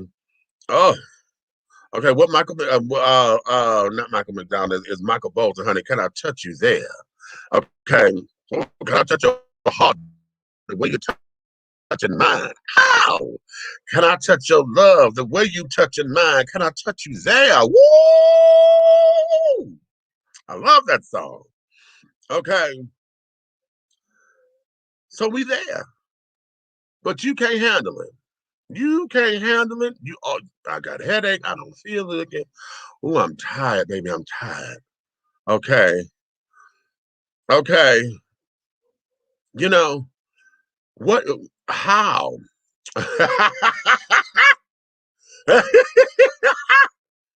Okay, wait. Your fool say just put the tippy in, honey. Yes. Okay. Yes, child. Yes. All the five sisters touch me, honey. Yes. Yes. Yes. Okay. Listen, I have this thing, honey, to where listen. I don't even have to touch you yet, because y'all know out there, y'all hear me say this constantly because it's true, and I want to put it out there. Y'all know I love a big old, big old, big old, big old, big old, big old boy, man. Okay, let me start. I need to start saying that I like big men. Okay, because boys can't do nothing, honey, but get on my nerves and spend my money like children. But I love a big man, honey, and I love him. Blue collar, the football player, steak daddy, that everyday boy. Not necessarily the muscular children, because they're cute and they're gorgeous to look at. But the muscular children, sometimes they come with a complex, okay? But the regular everyday boy, got a little bit of gut on him, honey. Ooh. Okay, he ain't gotta have no 6-pack, honey. He a cube. Big old 30-pack. Okay, yes. Okay. Yes, sit down there, honey. Oh my God, I had to cook a whole chicken and shit. Sometimes 2 chickens. You know, ooh, make you want to get up and do one of them old country breakfasts like they going out to work in the fields, where you got to cook them just some steak and eggs, or honey, some hamburger. I mean, some some steak and eggs and grits and a couple of slices of bacon with some pancakes, honey, and there's a couple of sausage, egg, biscuits and shit. You'll put a couple of link sausages on there and things of that nature, honey, with some orange juice and a glass of milk with a cup of coffee and things, honey, just to make sure he sit up there and just go, when he burnt, honey, ooh. He sit up there ready to go get his, you gave him his sustenance, honey.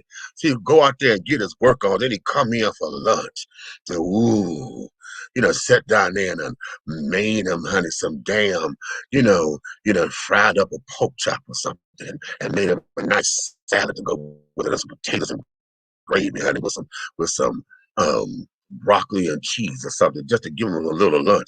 And then for dinner, he come in, honey, and you done made a big old pot roast of potatoes and green beans and shit, and some homemade biscuits, and then oh, some corn on the cob and things, and some corn, or you just took some corn and some peas and put it together and mixed it all up and carried on, child.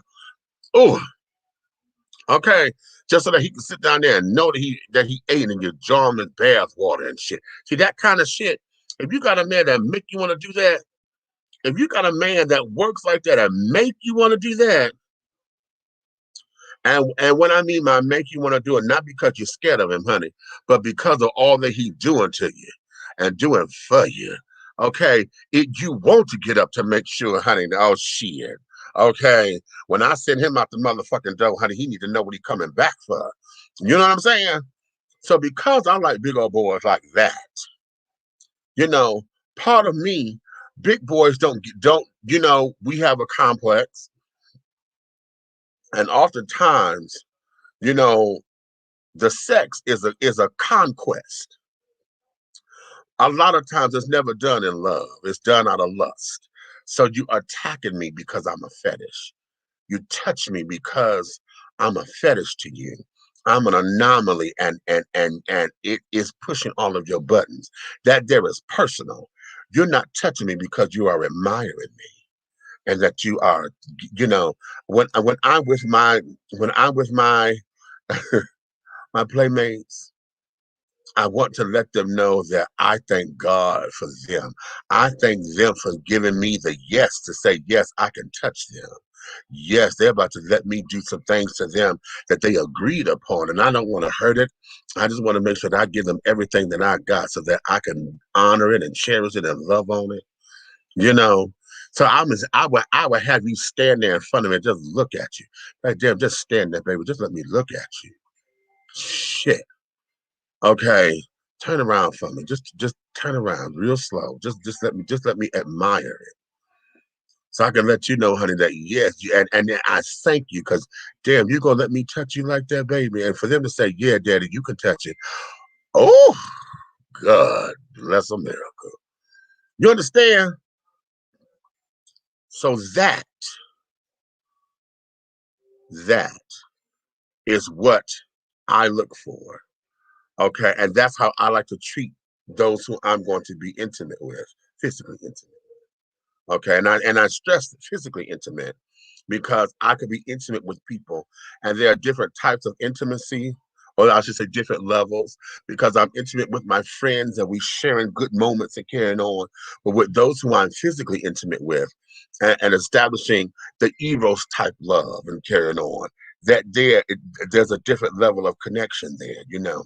So when we talk about monogamy and you want to sit down there and you deny that person all of that, you deny the person that's in your life to be your sex mate, your play toy. You know, how about that? See, let me tell you something, children.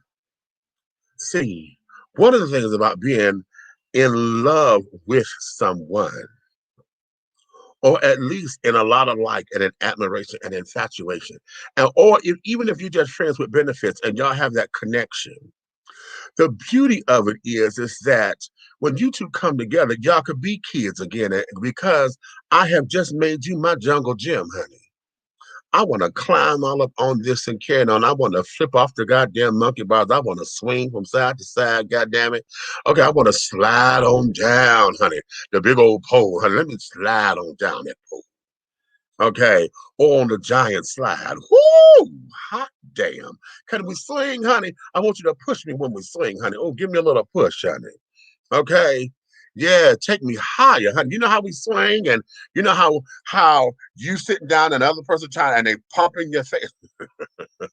Get that visual. Okay. And then you're trying to take the swing higher because you're trying to go up. Push me higher. Take me higher, honey. Ain't that what Diana Ross said? Take me higher. That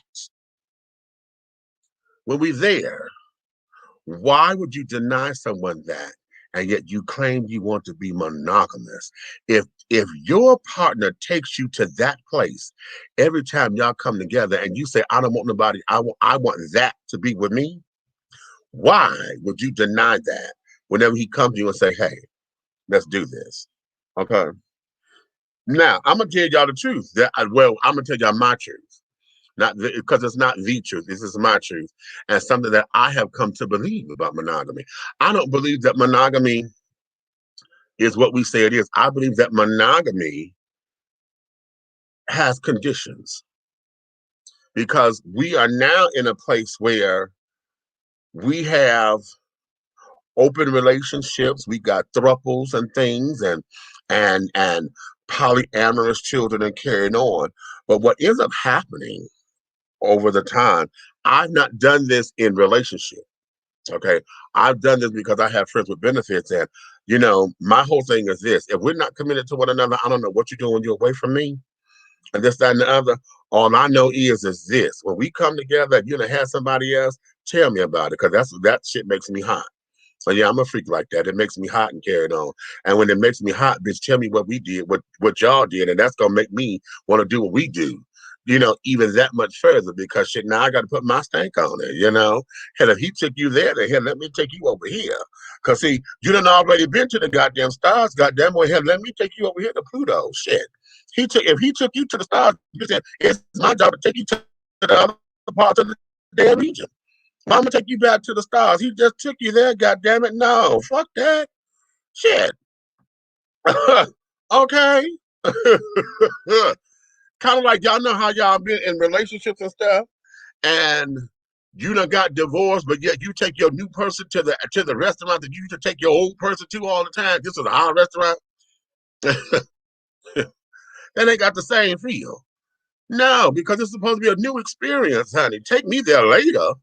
But shit, you trying to create memories with me, goddammit. How about that? How about that?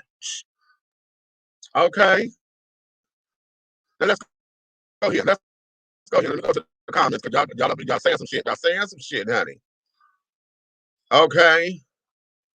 I discussed this with my ex not too long ago. She said I wanted too much for too long. Oh, really? So she wasn't built for you. Is that what she's saying? Is that okay? Because that's my takeaway from it. She was not built for you. And see, here's the other thing to consider. Because a lot of times folks get into relationships and they approach sex like a business deal. I'm gonna give you what you want, but I'm gonna cap it off. I got a time limit. Shit, you ain't supposed to be wanting it like that. But then that means you don't know who the fuck I am. Then do you? You're not trying to learn me. Women, how many of y'all sit up there and tell a man that you never had an orgasm and get upset because he never took you there? Okay, but instead of you teaching him how to take you there, you sit down there and say that he ain't shit, he don't know how to fuck, he can't do nothing. But that's on you. If he don't know, now if he know and don't do it, that's a whole separate thing. But if you are not doing what you need to do to make sure that they're gonna meet you there, then are you evenly yoked? And so for this is where how sex becomes important in the relationship. Because if we're not here, if you ain't met me here to where I can sit down there and say, I'm going to forsake all others, there should be nothing here. There should be not a goddamn thing here that I should have to worry about or wonder about, because every time I come home, all of my needs are met with you. And this is without us having to experiment with bringing in the third person and blah, blah. I'm not talking about that because there's a separate conversation. I'm talking about just between me and you said we monogamous. See, now my thing is, like I say, for me, monogamy has regulations, because as I was starting to say, with all these different kinds of relationships that's going on, some of y'all would say, yeah, we can have an open relationship or whatever, but you can't do this, this, and this with other people. Okay. For the alphabet children, here we go. Okay. Yeah. Okay. Now, this is for those of y'all who don't, I'm finna ready to go there. So just be mindful. So I'm finna talk some gay shit. So if you don't like it, you can turn off now. That's fine. For the alphabet children, you usually get, most of the time it is feasible because we try to be heteronormative, to have a top and a bottom in a relationship together. Okay. But oftentimes it don't work like that because, you may have two tops in a relationship. You may have two bottoms in a relationship. Okay. And things of that nature. And they may say, okay, this is what it is. Okay. Now, even in a traditional top and bottom relationship, if they decide to be open, then the rules may be, okay, if it's a top and bottom situation, then that means that when we're together, honey, the ass is mine. If you're going out and go have a play toy, whatever, you better not give the ass to nobody else. That's mine. That's off limits. You don't fuck nobody else. Now, you can fuck them and care no, but you don't get the ass to nobody else. Okay? Two tops in a relationship or whatever, where hell, you don't think that they're going to bottom. Lies, garbage, and propaganda. I don't give a fuck what they tell you. I don't give a fuck what they mouths say. Everybody's top is somebody's bottom somewhere, or have been. They've experienced it and don't like it. They did it somewhere. They've done it to know that that's not what they want to do. Okay. But you get those who are sexually adventurous and carrying on, and they claim that they are top, honey. But as soon as they get a piece of trade, honey, they're bottom for that trade. See. Or you think if you got this whole top in your relationship, Miss Bottom, and your top is somebody else's bottom when he out playing. See? So monogamy becomes negotiable. See? And so is that true monogamy then? Okay? And then in a heteronormative relationship, Okay, whether it is heteroattractional or the alphabet children trying to have this heteronormative look, that becomes a problem because see, we're stuck on um, images. We're stuck on what gender roles are supposed to be, and instead of saying, "Okay, this is who I am. This is who I am." Some of y'all are in relationships knowing goddamn well that y'all would never be monogamous, but y'all think this is what you're supposed to do, and you sit down there and lie to your partner, oh baby, I love you, I love you, I love you, and they have no clue, not the wisest or whatever, because they put their trust in you. And instead of you saying, "Baby, I'm not cut out to be monogamous," okay, you will fake the funk and then run the risk of breaking this person's heart down the line. Hmm. But the real thing is for those of you who say, "I want you to be monogamous," but yet you don't want to give in to your partner's sexual his appetite. You don't want to give in. Or you complaining because he wanted too much. Well, damn it, you said you didn't want him to fuck with nobody else. So how come? Why is this an issue? I want to give it all to you. I want to give all of this to you. Can you be my fantasy? Can you be my plaything? Can you be what I dream about? Huh? Can you be all of these things for me? Because damn it, I want to jump your bones right motherfucking now. And so what if I did it just 2 hours ago? Damn it, shit, I'm up and I want to do this with you. Okay, well, maybe you don't want me to do that, but damn, can I at least can I go down on you or something? But hey, and you got a problem with that, but you want him to be monogamous and see nobody else. All right, let's go to the comments. All right, all right. The person no longer eager to have sex as much probably gave the sex so easily and often during the courtship because they were using sex as a lure. Lanier, that's good. Once they got the person in a desired degree of a relationship, they feel their job is done, but it's insanity because it never works. Hence the necessity for this conversation. Lanier, goddamn it, you gonna make me, I'm gonna run from the goddamn, you know what, fuck it, I'm gonna cover the screen. Goddamn it, I'm not gonna even look at you. I'm not gonna look at you. Damn it. Ha, because you just did that. You said that. Yes, you did. Yes, the hell you did. You said that. Okay, all of a sudden they want food stamp sex, twice a month payments.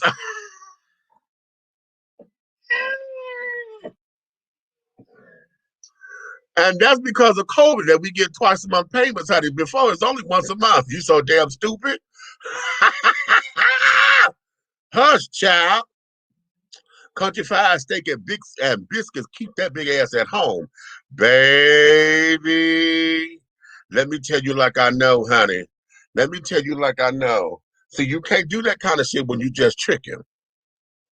Okay? If it's just a fly by night, one night stand kind of thing, honey, you can't do that. Because everybody ain't worthy of that. Everybody don't get that kind of treatment because they got to earn that. Because oh shit, you better understand. I'll take everything but the grits. Okay. You ain't got to have grits, honey. We make hash browns. Meat. A corn-fed brother. You know what I mean. You're motherfucking right, honey. You goddamn right on that. Pretty boys or well-manicured boys are too much work for a lack of effort they put in. Fuck that. Now, y'all dropping. Did you just say that, DeMarco? And you're right, because see, pretty boys and them children like that feel as though that's that entitlement shit. Or because they feel they could get anybody. Okay, they think they're doing you a motherfucking favor, for real. And who got self-esteem issues here? And usually, I'm gonna tell you something. They usually try to attract other pretty boys like themselves for status, but the ones who they be with in relationship is what they do for status. But the ones who they go fucking with are the children who have self-esteem issues and carrying on. They always say a pretty person go after. This is a quote from Torch Song Trilogy, the movie. A pretty person will always go after an ugly person. Okay, Why? Because they know that ugly person is going to go out the way. Will go out the way to make sure you have a good time because they feel they were chosen. A lot of that is self-esteem issues, but they feel as though they were chosen. So, honey, they're going to sit down there and fuck you righteously. You understand me, honey? The angels will sit down there and sing, "Oh, Holy Night," honey, the damn disco version. Okay? Every time that happens, honey, and you going to make sure that you get fed, because, child, an ugly person, honey, will treat you right. They will get up and cook you breakfast and stuff in the morning to make sure you were well set, because we don't know when we're going to get that again. Okay, but we're going to know we're going to let you have it because you chose me for the night or whatever. How about that? Okay, But you said that, and then they don't put they don't put no work in it. They think it's supposed to just come to them just because. Fuck that. All that food sounds amazing. If I had a woman that could cook like that, I'd hang up her new drapes. You so damn stupid. Not her new drapes, honey. Yes, indeed, Hattie. What you say? Okay. Meeks just broke that down, damn it. Okay, well, I'm hoping so, honey, because they see it as sex and not as a spiritual bond. Now, that there is monumental right there. That there is monumental. And oftentimes, that there is what the connection is. That's why it's so important, because a lot of folks don't understand that sex is a very spiritual thing. It's more than just the physical. We all know what the physical aspects of sex are. But a lot of us do not pay attention to the spiritual commitment that sex brings and introduces, which is why folks get caught up. When you've had some of the best sex in your life physically, yeah, but it touched your soul, bitch. When somebody said there, you know what? There's a new little expression now that they say, bitch, I'm going to snatch your soul. Okay? And a lot of folks say they're trying to be cute because they're trying to show you how intense they are would want to have sex with you. But they don't know how serious that statement is. They don't know how serious that statement is, especially if they got a technique. If they know how to bond with you and, like I said, take you where Xanadu and Nirvana cross, bitch.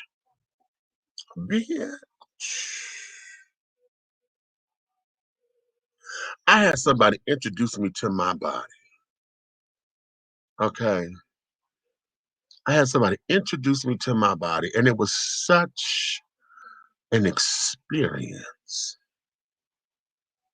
to where I cried all throughout the experience, because I never knew that I could be touched like that.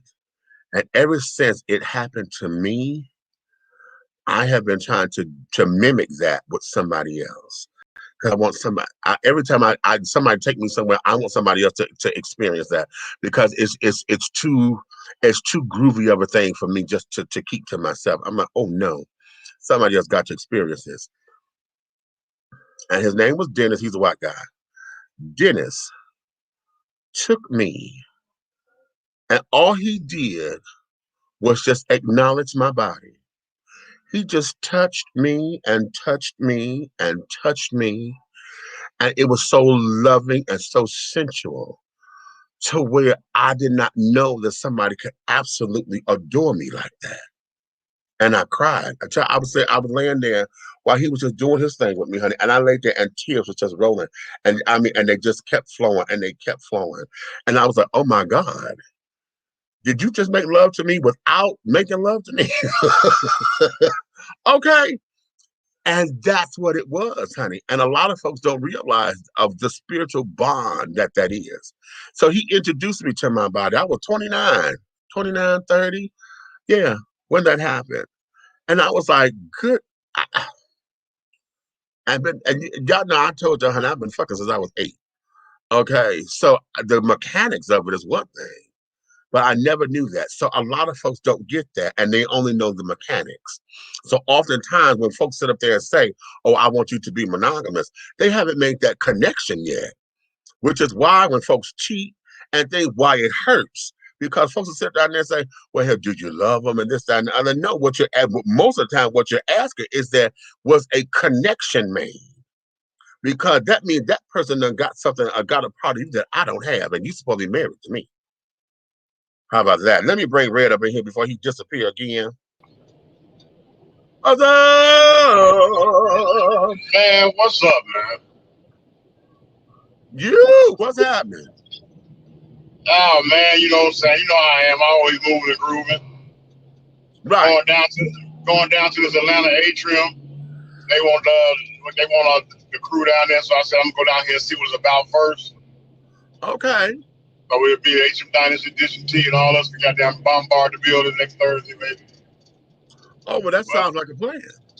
So I'm gonna find out what it's like with the vendors and all that stuff. Oh, okay. Okay.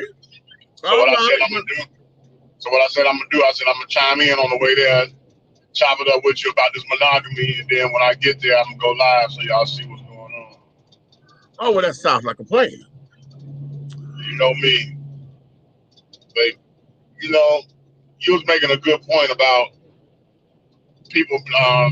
They make the mistake of misconstruing lust, sensuality, and love and ecstasy, and they're not all the same things.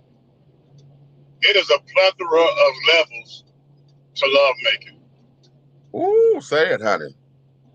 And when I say sometimes the levels reach a platform to where the mentality of what's real or what should be and what should not be become almost animated. Yes. And I tell you, I've had a time in my life where I've had a woman that I thought nobody would ever be able to touch me like that again. Okay, right. And you find yourself looking for that in every woman you with after. Right. Okay. Right. Right. And every partner, I mean, this goes on both sides of the fence. This is another 360-degree round, because even in the alphabet community, I know they feel the same thing. Because spirituality and emotions and everything, they flow through human blood and skin, and that don't make you different. You know what I'm saying? It's like you feel the same things. Once somebody doggone touch that explosive doggone level in you, it becomes a point where not only do your doggone emotions, you know, you got a spirit, emotional, and motherfucking physical goddamn connection. When those three layers of beams hit one star, it's an explosion that you will never forget. Ooh, come on now. Come on now. I'm going to Shirley. Star love in the night. I'm making star love in the night. Yes, Lord, honey. Yes, Lord, honey.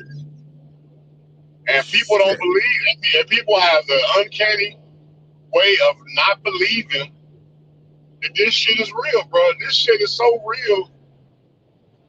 I can remember this, and I think I mentioned this to you in conversation before. Uh-huh. That you know when love making has entered the room, because in a room that's pitch black, it lights up. Ooh.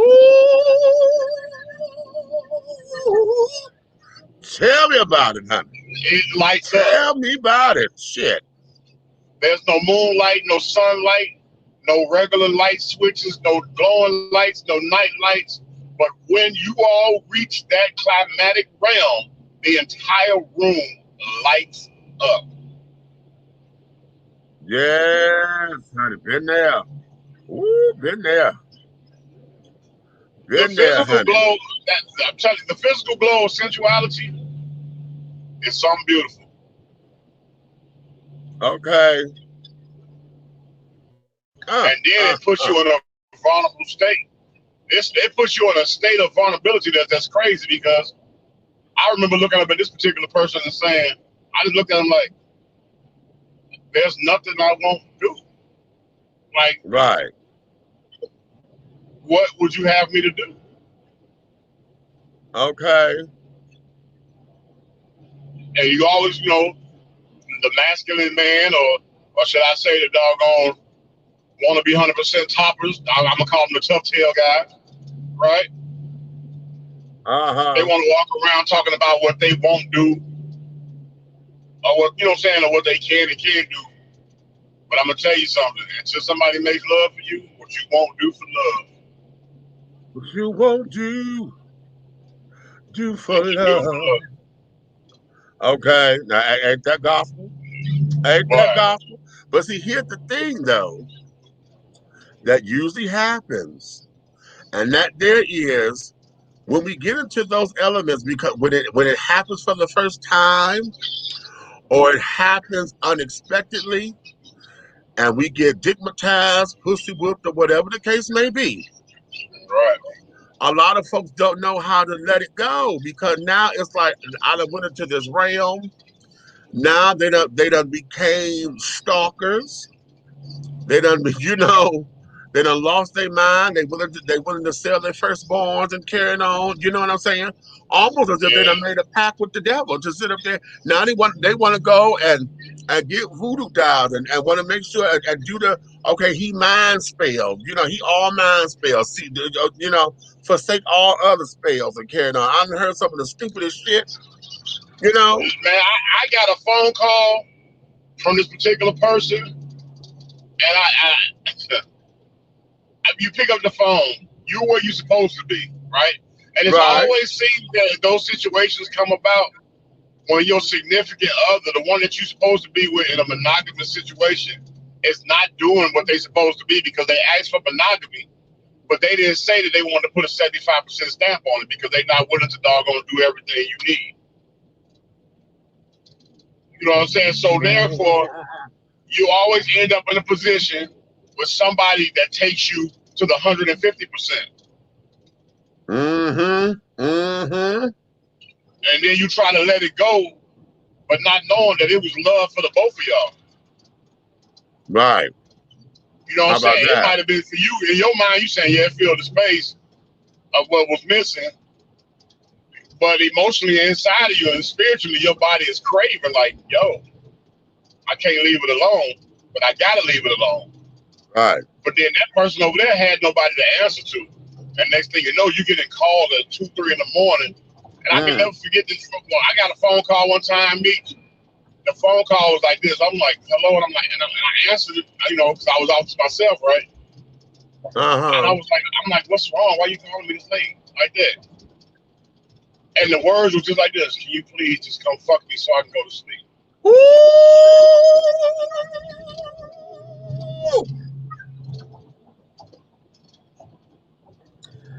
Damn. Damn. My stupid ass fell for it.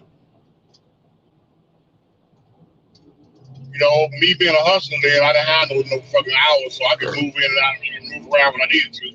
Right. And when I moved around and went and did it, this person, again, made the room blow and cried themselves to sleep, put their thumb in their mouth and was like, thank you, Daddy. Like, you can leave now. Yeah.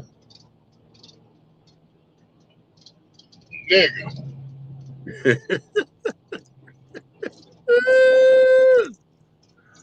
Okay. That's like renting a Maybach. And when you got them returning, you jump your ass in a motherfucking goddamn Honda Accord. Right. on the bus, trust me, I know that feeling. Right. I just returned a Maybach and I got a fucking transfer. Right. Okay. Yes. Okay. Ooh. So your ride home is longer than your ride there. Exactly. And then when you get home, you're not interested at all.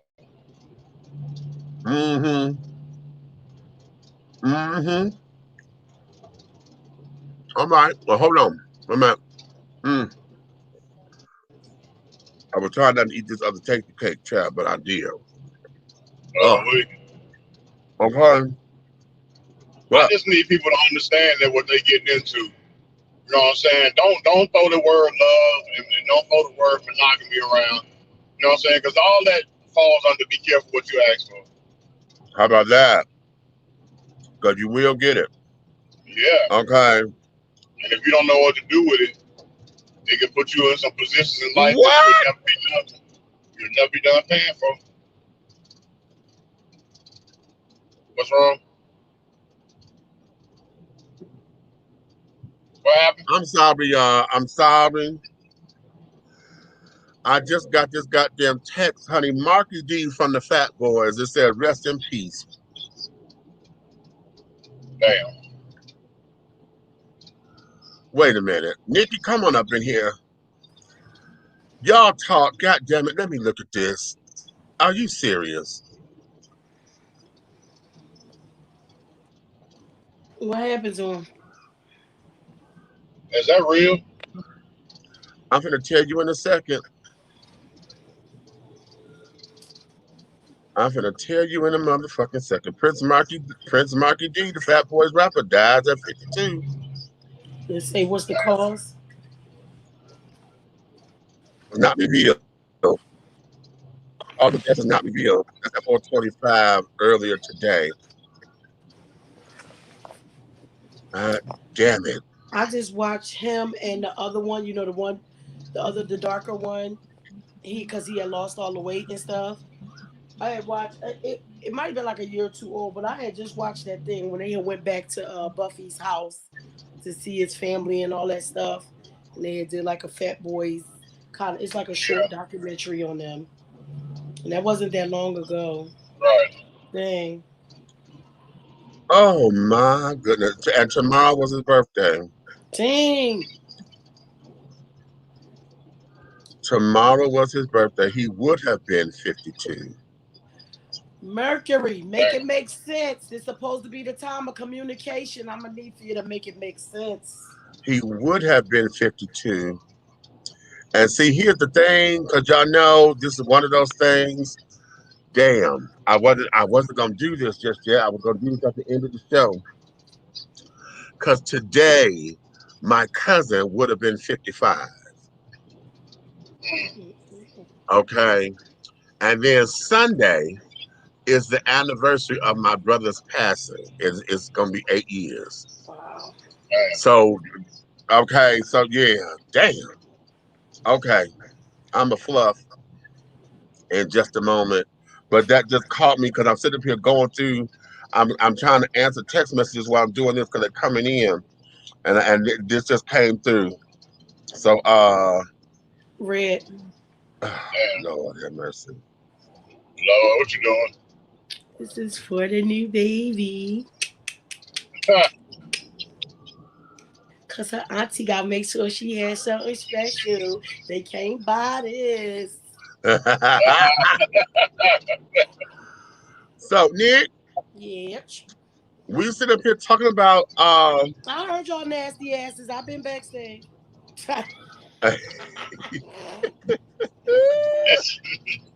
She was waiting in the wings, children. Waiting in the wings. Yeah. Okay. They been singing too. I was like, "What you won't do?"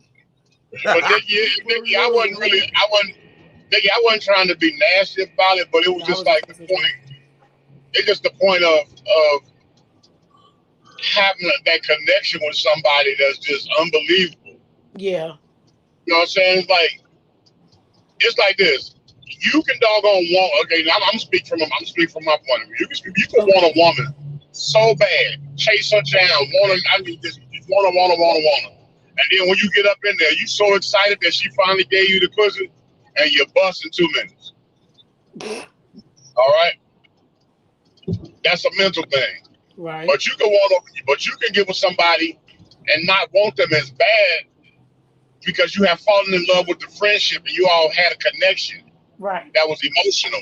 Yeah. And then when y'all decided, doggone, to take that step, it's way different. You don't have nothing left but a spiritual doggone elevation. Right. And when that spiritual elevation come together, you'll realize that 45 minutes, an hour, 30 minutes that went by, and y'all ain't stopped fucking. Right. Right. Because it's a different type of connection.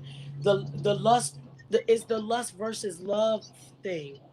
Mm-hmm. You know, you falling in love with their spirit, their soul, and just who they are, as opposed to the fly bitch that you was chasing, that you was like, I'm gonna knock her down. I'm telling you, I'm gonna knock her down. How about that? Okay. Right. You know, sometimes look at it as knots on their belts, and which is so funny because we was having this conversation earlier, how now, you know, back in the day, if a woman was kind of like, if she was a little fast. Yeah. It wasn't like today where, look, just for instance, Meech, I'm gonna need you to be heterosexual for a second. But Okay. just for a second, do it for your sister. I just need you to do it for your sister, just for example, okay? Got it. So if her little hot ass, she see Meech got all this shit, he boiling out of control, whatever. Right. She go over there, she done fucked and sucked and all kinds of shit.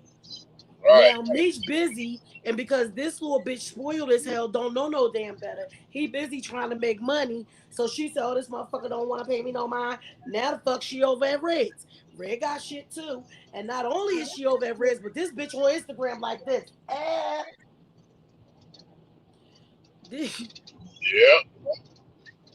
Young ladies, I need for y'all to get y'all shit together, because used to be, when I said this earlier, I said, no, if it was a pack of girls, and if they wasn't a fast pack of girls, there was at least one fast one in the pack.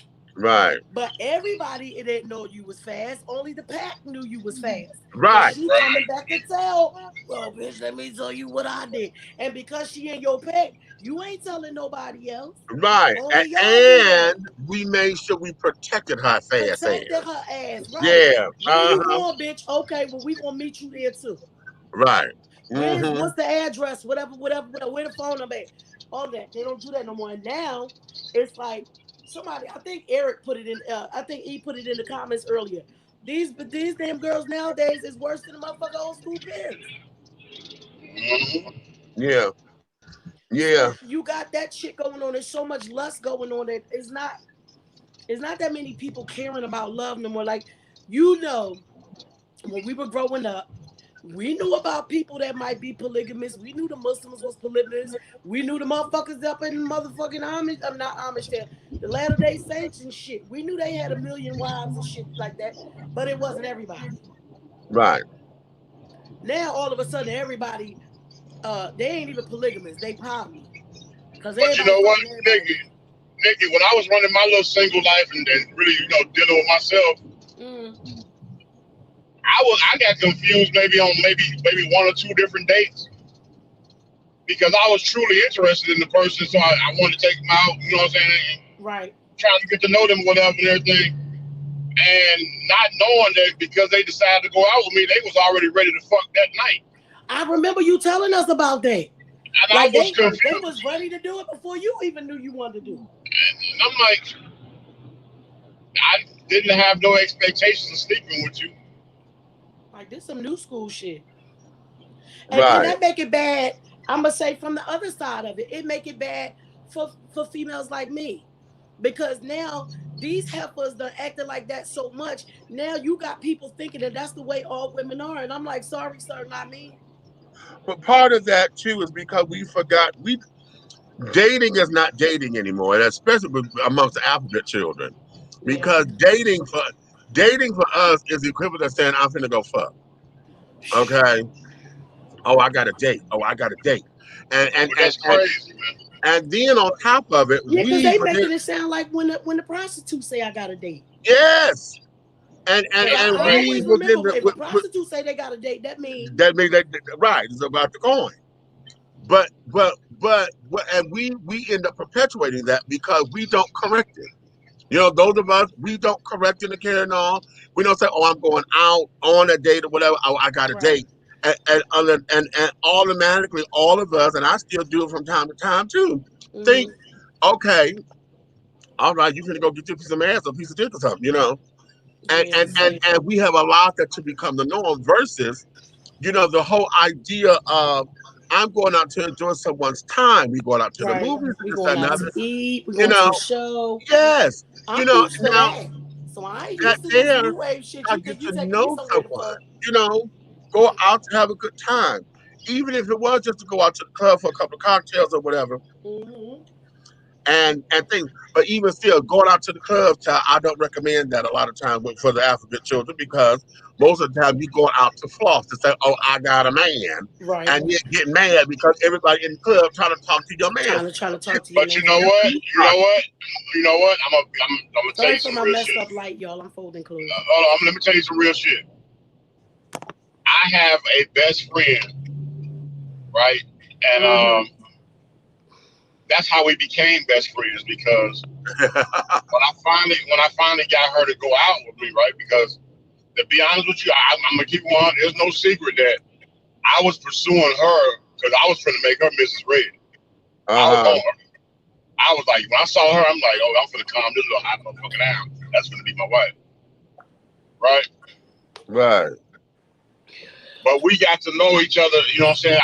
I kind of tricked her into motherfucking communicating, so we got to know each other so well that even when we went out after the club, we was able to order for each other just based on conversation. Oh.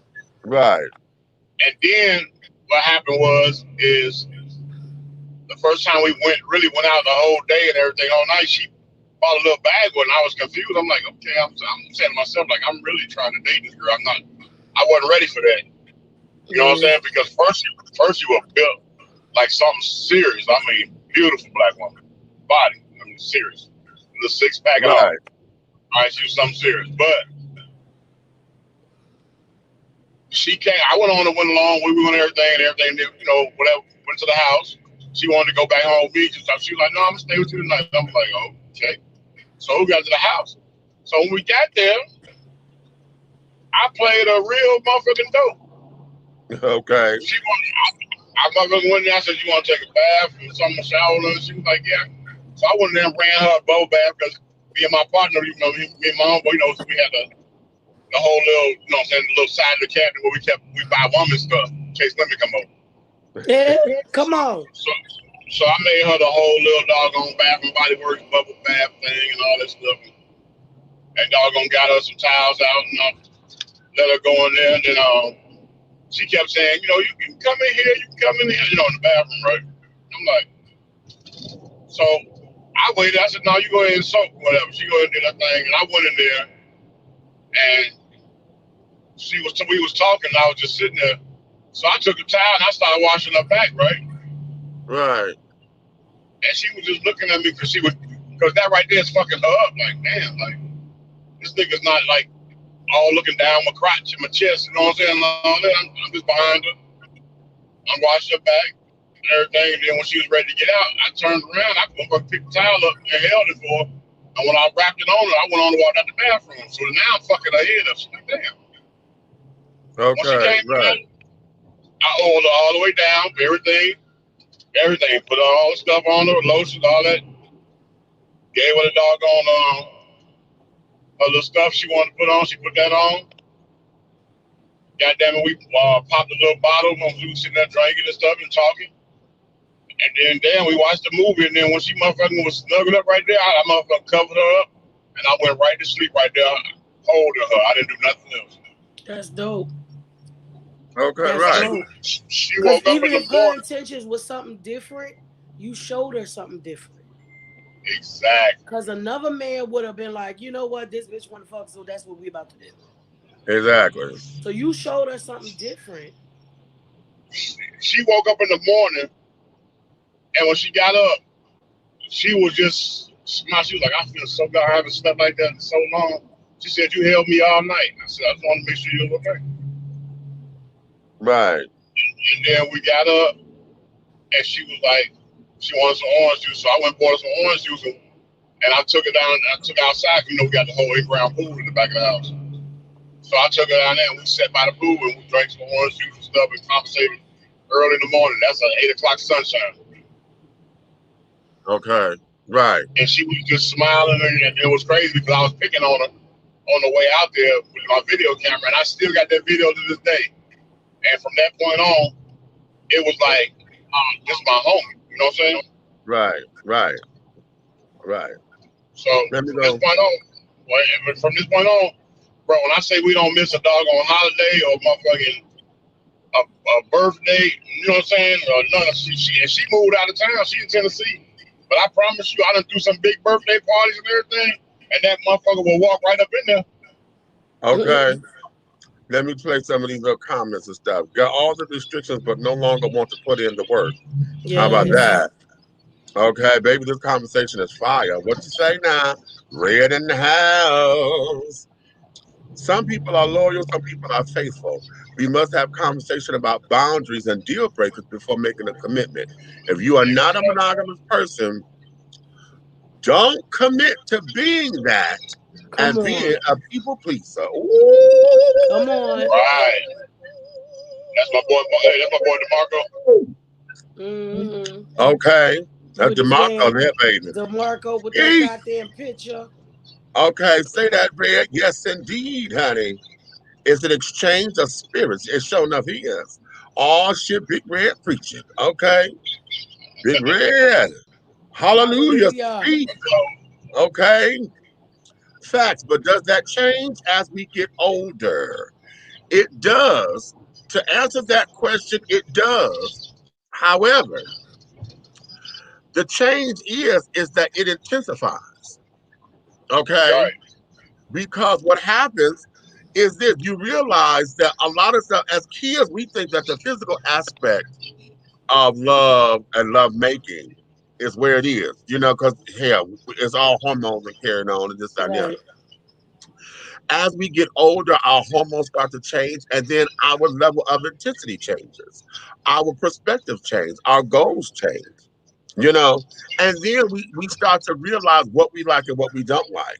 And then oftentimes you learn about yourself that it's not the real big things that send you there. You start to realize it's the real small things to create an intimate connection, and when intimacy becomes spiritual intimacy and they connect, darling, yes, as you get older, that shit changes. Well, how do you think?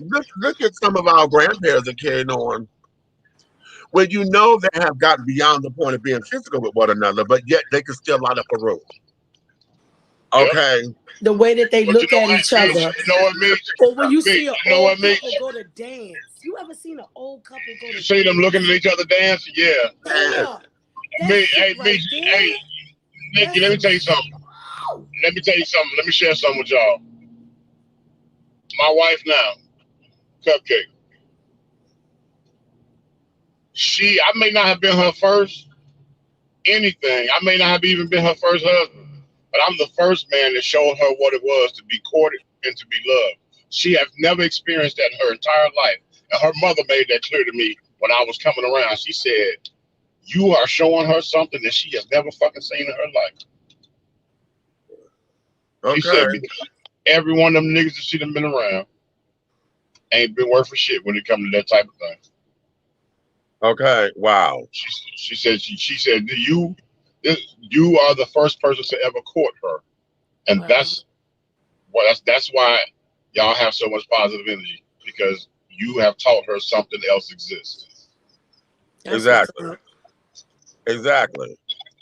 And because of that there is how we end up going into those realms, honey, of getting all of that. And even with the connections and carrying on of the fire sparking and spirits meeting when you're being intimate, physically intimate. So that's still there too. Because listen, at this particular stage of the game, honey, I don't necessarily have to have penetrative sex to say that I've had sex. You know what I'm saying? And trust you me when I tell you, honey. You think peanut butter keep them coming to keep the boys coming to the yard, honey? Trust me, honey. My jelly does too, and the apple butter. Okay. Okay. So listen, I got some good preserves over here. Listen. So damn stupid. Okay. That's why they stay sealed in the jar. See there, vacuum pump, honey.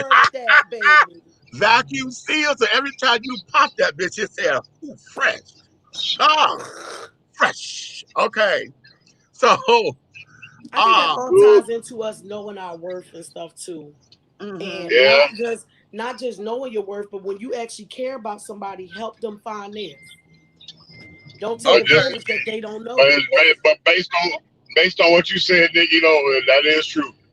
Ain't nothing like some mason jar pussy. Well, Yeah. Okay. Well, this vacuum seal, honey. Vacuum sealed, honey. If you don't get this thing away, I'm gonna tell you that right now. So we courting. If we ain't courting, we ain't doing shit. How about that? Okay. What you call? You know what? I'm gonna tell y'all something. What Medusa said. Medusa said, You have to, if this is somebody you think you're going to actually be involved with. I'm not talking to our freak elites, freak of the week. You just want to fuck and go. I'm not talking to y'all right now, okay? Y'all do what y'all do. I ain't mad at you. It's just not me. That's a new company. Fucking go. Right. Okay. And we'll make sure E get on the goddamn supplies and shit that we need for, because you know he got the hookup down there. What's the name of that thing, E? Something.com. What is it, Red? You know he read us off all the shit. Yeah. Oh, okay. But what she said was, and it made so much sense. We have 4 seasons in a year, right? Hey, Tay. Hey, in the house. We have 4 seasons in a year, right? Right. We change in those seasons just like the weather change. Right. And if you truly want to get to know somebody, you need to see them in all their seasons. Okay. This is true. If you know that people really have the winter blues. There are some people who handle it. Yes. Don't take advantage that they don't know. Help them find it. Right. You know that winter blues thing is actually a diagnosis, right? So you would, there we go, E. Yes. E, make sure y'all got all the supplies from pinkcherry.com. If that's all y'all doing, it's fucking ain't go. It's all right. Ain't no shame in it, I see, because it don't apparently seems to be any nowadays. But if you see somebody in all of their seasons and they see you in all of your seasons, you can determine if that's the person you know you can deal with. If there's a person who actually gets the winter blues, you can find out if you could deal with them being sad and all kinds of stuff for them couple months, or is that going to scare you away? Right. In the summertime, do he or she turn into a whole motherfucking hoe because they not stuck in the motherfucking house? Ooh. We got to think about these things.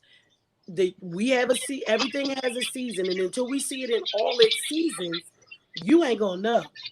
And that's the thing that we took away from when people stopped courting. Okay. Because you don't know who the fuck you gonna get in a couple months. Yeah, my road dog. We talked about that before too. We change every 7 years. That's a whole new person. Yeah. So if you ain't know them through the first goddamn season, how the fuck you gonna get through 7 seasons with them? I'm just saying. Well, I tell y'all what, I'm finna pop back up on y'all. I'm finna go in here, take a look around, and I'm gonna come back in and show you what's going on. All right. Asian Dynasty? No, there's the hosting skills have been requested, so I'm finna doggone give it a look and see what they got going on with the vendors and all that, and see if it's worth our time. Okay. No. You got the picture, right? I sent you the picture, didn't I? I did. Storm. To where? Oh, Storm. Uh-huh. Where you sent it to? Wherever the hell we was talking on the other day. Wherever you called me from is where I sent it to. I think. I'll go back and look. Yeah, because I constantly go through my stuff. I don't remember seeing nothing new. You get on my nerve. I ain't sent it to the fake page this time. I promise I didn't. Wait, let me check, because y'all know about this. Yeah, let me take the promise back. Let me take the promise back. Yeah, because you sent Storm. You sent Storm over to Nigeria. Lord have mercy. Go on in the side. Welcome home. Ain't she African? All right. Storm's okay, right. Stupid. Welcome home. Some people just don't know true love till they go through it in all its states and forms. Now that is true, honey. You can't learn it until you went through it. You won't know true love until you experience it in all of its forms. Or at least in enough of it to where you have a barometer to know what's going on. You know. Red, I'm gonna need for you, just in case you don't come back in and time. I'm gonna need for you to pop over there with me when you see me go live on time, because I think we have I know we do. There's an imposter over there claiming to be something that they're not, and it's only something that you can handle. I can't call them out on that shit because I don't know nothing. I know stuff, but you know what I'm saying. Oh, it's on your hat. It's on your hat. I got you. Okay. I called you the other day when it popped off, but you ain't answer. I know. I'm probably. And because I was trying to explain to people, listen, only people involved in this will be able to let you know what's going on because they're going to be able to say something. And if that other person don't be able to say it back or what they supposed to respond back, all hell about to break loose over this motherfucker. Oh, I just wanted you to know. I forgot until I just seen your face again. Gotcha.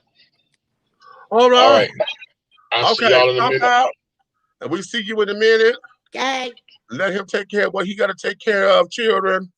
And that there is that. What we got over here, I'm trying to get through the rest of these comments. Yep, as soon as spring comes, they take flight. Well, yes, Trace. that's what I'm So talking. you got to be able to see all that. Look, see, that's what be happening. And my thick sisters, I'm speaking to y'all, okay? Because for a lot of y'all, you think that you can't get somebody that care about you. You girl, take it. Y'all think y'all can't get somebody that care about you. And y'all know I go up and down the weight all the time. Like right now, this ass is in a 14 and a 16, depending on what the fuck it is. Well, am I happy? Not necessarily, but I am losing my weight. So, but ladies, you girls have a thing with thinking that you are not worth a man who really cares about you. Well. So when Pookie or Tyrone or Hakeem or whoever the fuck in the end of the fall seem to be cozying up all on you.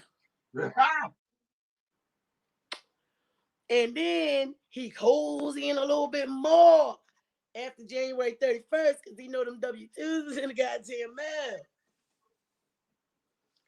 And then close to March, he get to acting a little funny. Ladies, stop falling for this. There is somebody who loves all of your fluffiness. Do you understand me? All of it. Look. I ain't on Beagle, so I won't get banned. Somebody love all your damn fluffiness. Do you see it? Do you see it? Somebody loves it all. Stop falling for these niggas who just need a place to stay in the fucking wintertime. And you think because you insecure about who you are, that you can't do no better. That's a lie. And you told it to yourself. Get your shit together. Because I'm going to tell you what, it don't matter what size you are. Your confidence will exude through if you believe in you. Because the same motherfuckers that be chasing me when I'm down in that 10 be the same motherfuckers chase me when my fat ass get lazy and run up in that 18. You understand? Stop letting these people make you feel like you're not worth what you're really worth. If it bothers you that much, get up and change it. Don't wallow in it. Either you be confident in it or change it. Stop letting people manipulate you for making you think that homosexuals is Stop making people make you think that because you are a certain size or you may not look in the face the way you feel like you want to look, right? Letting somebody else take advantage of that. Because I'm going to tell you, I've seen some people that would mainstream society would say they're not that attractive, right? But they such a good damn person inside that it don't even matter. That shit exudes from the inside out. And they got everything like the flyest chick who really love them. All the loving friends and real friends and all of that stuff. You got to be confident in who you are. Oh, thank you. You know how I am. I don't like when people take advantage. Stop letting people take advantage of whatever may be your weakness. So you got to turn that weakness into a damn superpower. We all got them. You just got to unlock yours. Wait a minute. I like that. Life does not come with a remote control. You got to get up and change the channel your damn self, honey. Come on, Ed. You better walk. Come on. You better come on through here. You definitely do. Honey. Okay. That part. Okay. In all that part. Okay. Yes, honey. Yes. Okay. Now you know, here's you know we're on this and things and you know and understanding this. It's just that to bring this full circle, children. If it's something that you can't handle and can't deal with, be honest with yourself about it. If you're in a relationship, child, and you realize that his sex drive or her sex drive is not conducive for you, whether it's too much or too little, okay, then you have to sit down there and do what you need to do to get out of it.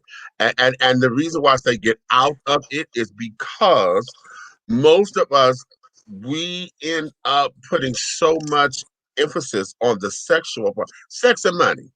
Those are the two things that we put the strongest on in relationships. Okay.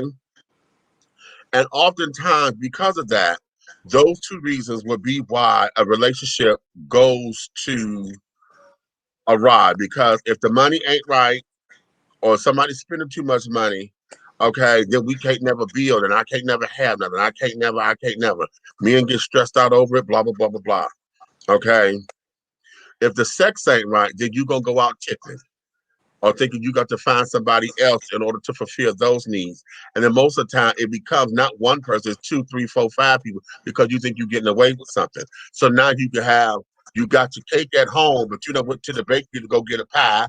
Went over here to get some cookies. Went over there to get a goddamn pastry. You came over here to get your honey buns. Okay, pun intended. Honey Okay. bun.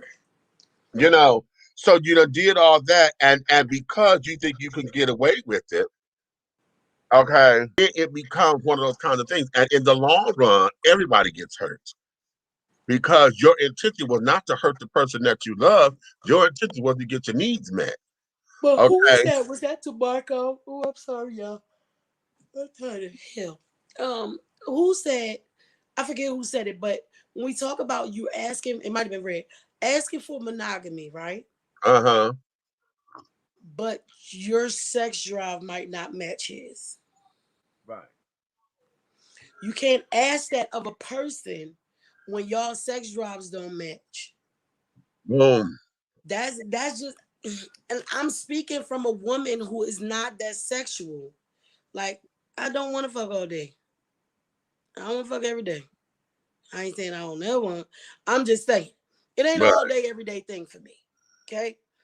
But like my third husband, that's how he was. And I remember saying a couple times, I don't give a shit what you do out in the street. Just don't bring me nothing back and don't have nobody disrespecting me. Right. And because I believe in the back of my mind, I know that I'm never going to match that.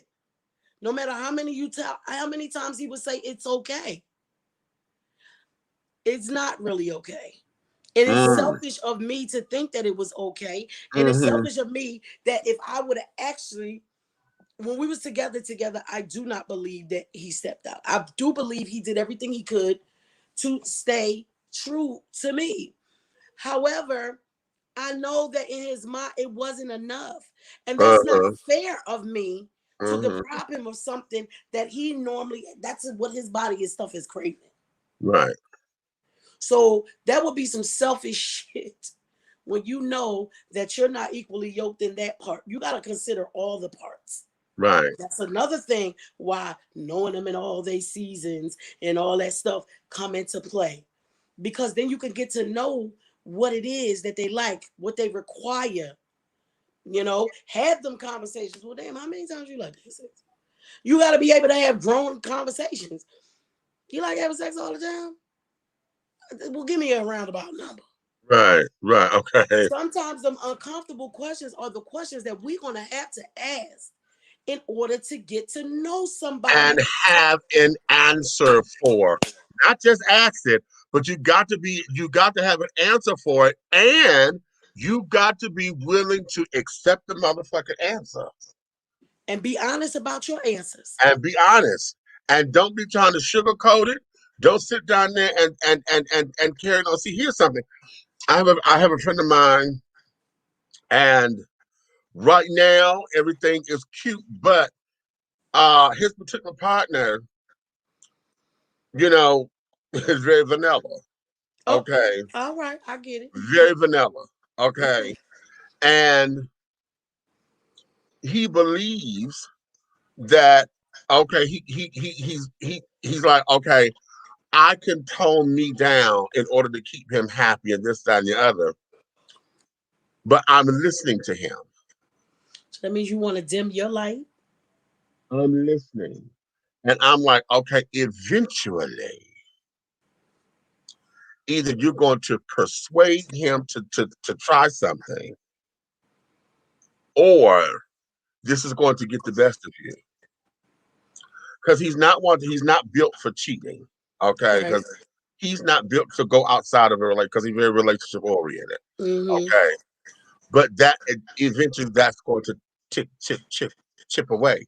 And it's going to come out in other factors. You know. And so when I think about that, I'm like, okay, I hear what your mouth say, honey, but I know what actions are.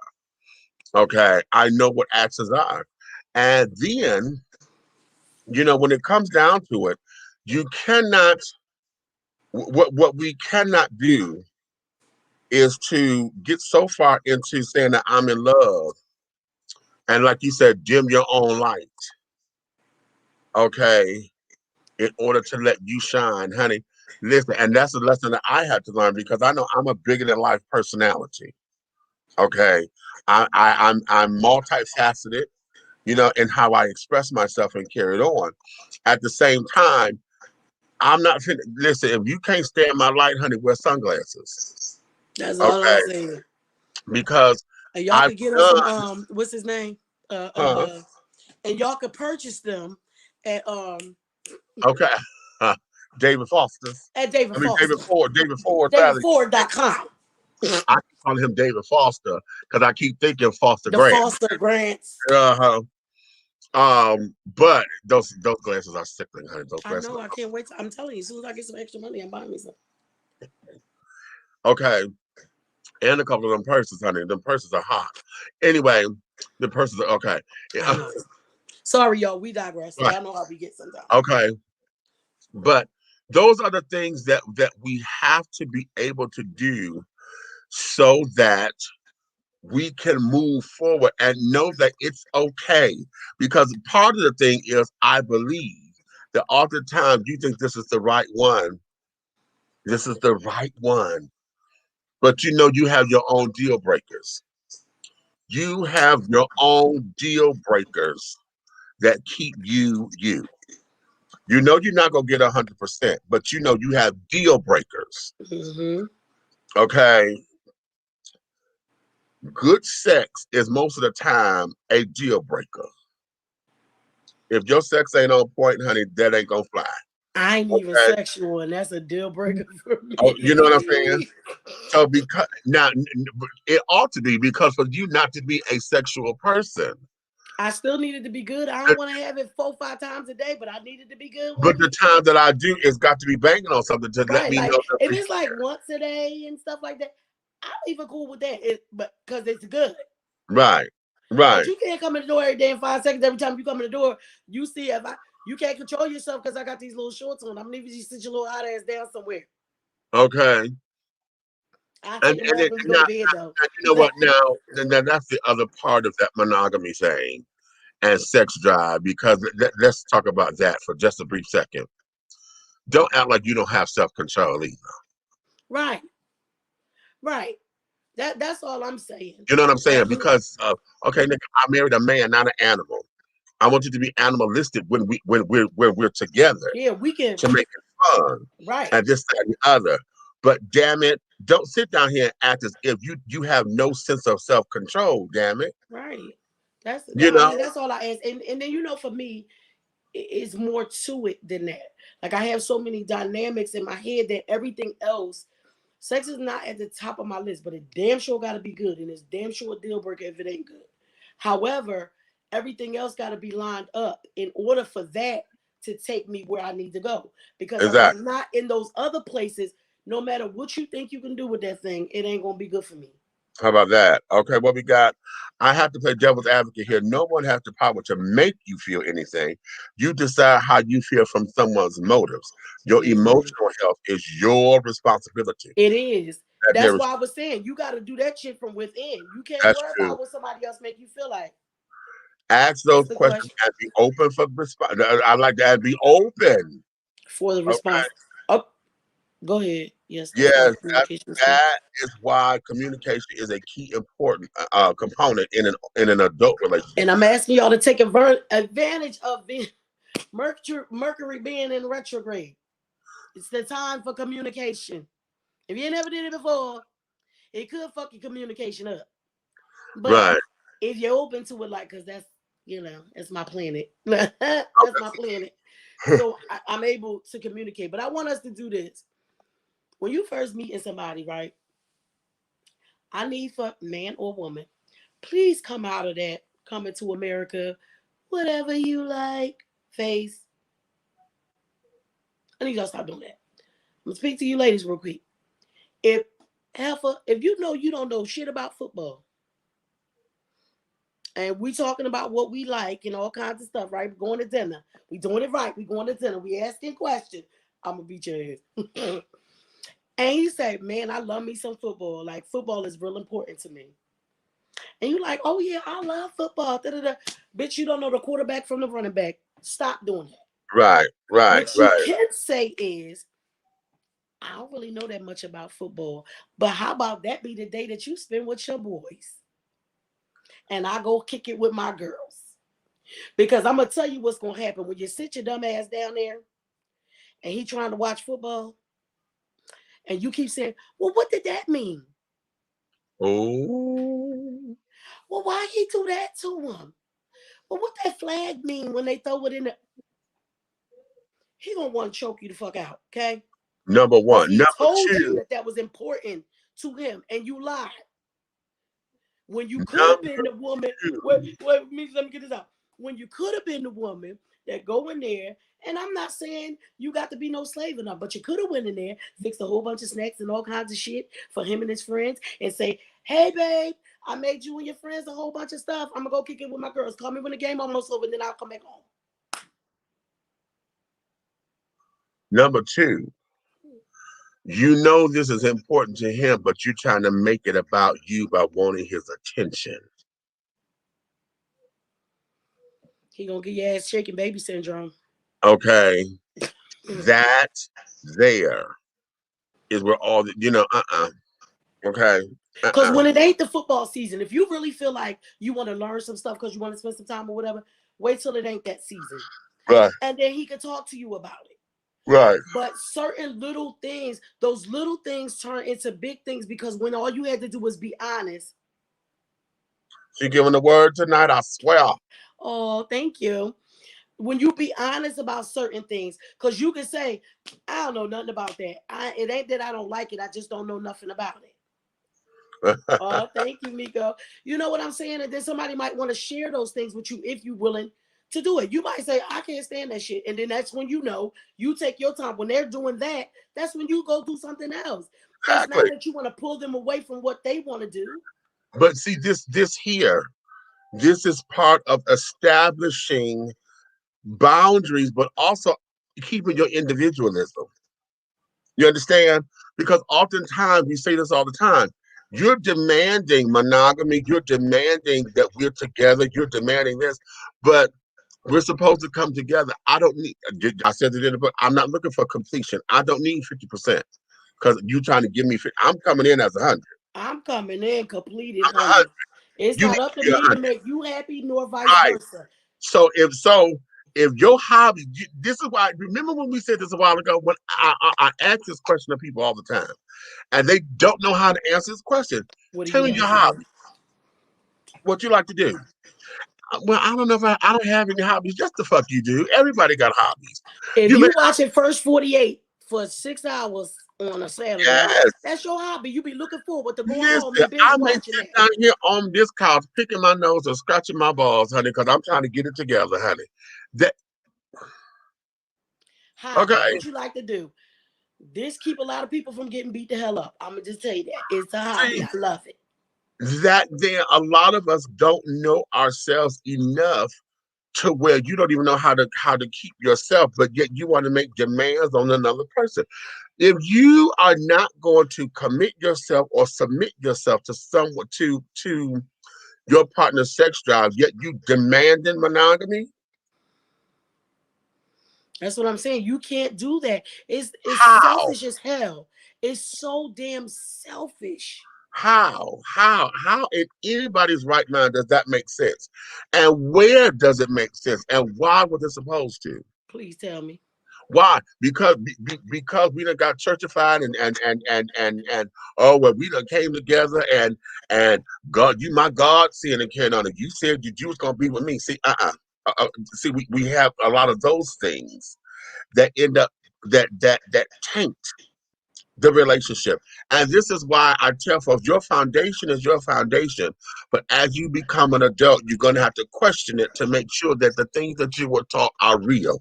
Because Right. part of that, when Eric was asking, does it get better does it change when you get older? Yeah, it changes because your ideas change. You learn You some things learn more. before.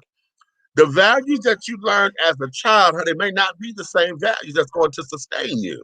Because remember, our parents were only regurgitating what their parents told them. Right. You got to think about times are different. The way you think as an individual is different. Yes. And those times of just regurgitating everything without question should be over. Right. You should be exploring everything, whether it's even if you stay in whatever faith you grew up in. You should be going back through that stuff and all those things that you were taught. Not to question them and say that they're wrong, but question them and see what they are for you. Because all you doing is putting whatever was put upon them on you, and then you're trying to put that off on somebody else. When you don't even know if that's all how it is for you. You don't even know if you got your right message out of what you heard. You got somebody else's message. Now it's time for you to get your own. Read that same shit and get your own message. Get your own message because it's going to your experiences are going to dictate what it's going to say and carry it on. Okay, what is this?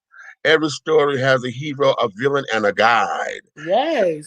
They only demand this because they want to be the hero in your story. Yet the guide is the most powerful position. Batman had Robin, and Batman was shit without his guide, Alfred. Be an Alfred and be okay with that. That you know what? You know what, DeMarco? I love that one. Be an Alfred, honey. I'm gonna try to take. I'm gonna probably rephrase You know what? You know and what? I'm gonna use look. I'm gonna that. rephrase it a little bit because I'm gonna take the man from Black Lightning because you know they can't do. Well, Uncle Gamby. Yeah, Uncle Gamby, okay? Because Uncle Gamby be on that shit. Because without Uncle Gamby, some of your shit ain't gonna work. You ain't gonna know the knowledge that you need to know because your fucking head's so on fire. You are hot head. You need Uncle Gamby, okay? Okay. Okay. I love that. I love that analogy, DeMarco. You did that. You did that, honey. So yes, honey, that there is where this is. Wait a minute, what you say, Eric? Wish I could record this conversation over there. Some folks need to hear this. Download it, honey. You know how to download and clip it out. Right. Okay. And you can put it up on your post. We can't play it on the live thing, but you can put it up on the post. Yeah. Upload stuff too when we make those posts. Just the same way you order upload pictures and stuff. Like you put your dinner up there tonight with your selfish ass. I'm tired of you being selfish and shit. He has spaghetti and a fucking Red Lobster biscuits. That's what he made. He's so damn selfish. He gonna just post a damn picture. He lucky it's snowing up there. But yeah, you could put clips and stuff up there too, E. We should be constantly again. We have to keep renovating. Yep. Ain't that what we said before? Yeah. Renovation. Renovations, honey. Every 7 years we gonna have to do a couple new things. Okay, remodel and renovate, honey, because oftentimes you don't get rid of the damn house. You just have to renovate it. That's okay. All. It's okay to put it when you done bought the house, honey, and you have to add, you're gonna put a deck out there. Hello. Okay. Put in a pool, a gazebo, some. And when you do that, you increase its value. Okay. Increase your value. Its value. Increase your value. Exactly. Increase your value. You did that. Here's what it is. Now, I'm going to get biblical on y'all just a little bit, honey. Oh, come on. Just hit me. I need a word. Because most of y'all to sit up there and pray for increase. Y'all always say, Lord, give me increase. I pray for increase, increase my territory, increase my value, increase my value. Okay, increase my worth. See, how do you do that? You do with the necessary things that you need to do for you. I was going to say, so don't just ask the Lord for it and don't work towards it. See, increase. Okay, increase. Okay. Make your property value go up. Okay. Exactly. Okay. Exactly. Since this is the temple. Okay, since this is the temple. And let me give you this. Let me give you this, honey. Let me give you this. Because oftentimes y'all think that y'all are do it yourself, just a DIY, do it yourself. And sometimes honey, you're gonna have to go call the plumber. You have to call the gardener. You're gonna have to call. Okay, do you hear where I'm going with this? Okay, okay, okay, you're gonna have to call somebody to help you get it together. Okay, because you're gonna have to call on the village. Okay. Because remember back in the day, well, y'all ever know anybody know about Amish people and stuff, right? Amish people, when they building a house, it don't matter who it's for. Everybody coming to help build it.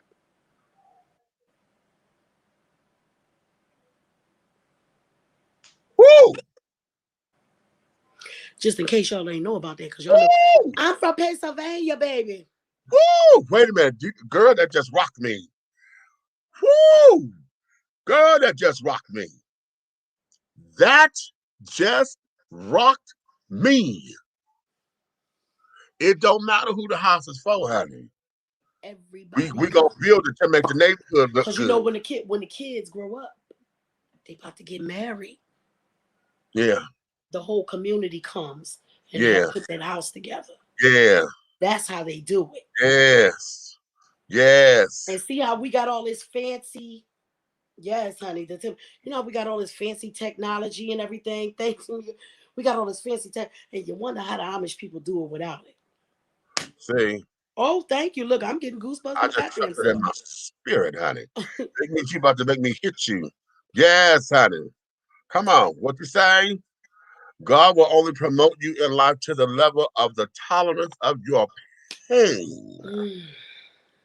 If you can't manage your mental, emotional, physical, and spiritual health, then ask for reordering your life to order your steps. Listen, sweetie. Make me over. Okay, come on up in here, Tony. Make me over. God, I need you to make me over. Okay, right. See. Okay. Ain't nothing wrong with that. Ain't nothing wrong with that. Y'all need to understand that sometimes it's okay to have to start over. It's okay to start from scratch. Oh, go ahead. I got to piggyback on that because see, starting from scratch does not mean failure. It does not. It doesn't. Now, what it does mean is that you've gone through something. Sometimes it hurts. Now, understand. I want y'all to hear this because sometimes it's going to hurt. But I told y'all about the process. The process ain't cute. It ain't supposed to be motherfucking cute. The process is never a cute thing. Process ain't never cute. Why? Because damn it, it is supposed to get that grit and that grind and get you down to your finest, beautiful state. So that when the process is over, folks can see you in your beautiful, authentic glory and your shine and your beauty. And for you people who are a little superficial, let me break it down for you on that side. You know how when you're going to get plastic surgery, and I ain't talk about our tummy tucks and stuff like that because I need one too. But think about somebody going to get a boob job or you know, they get the facelifts and stuff like that, right? When you get it, you is fucked up for weeks. You swollen, you fucked up for weeks. But baby, when them bandages come off. See? Yeah, so yeah, I will take it to us with the tummy tucks and stuff because I need one.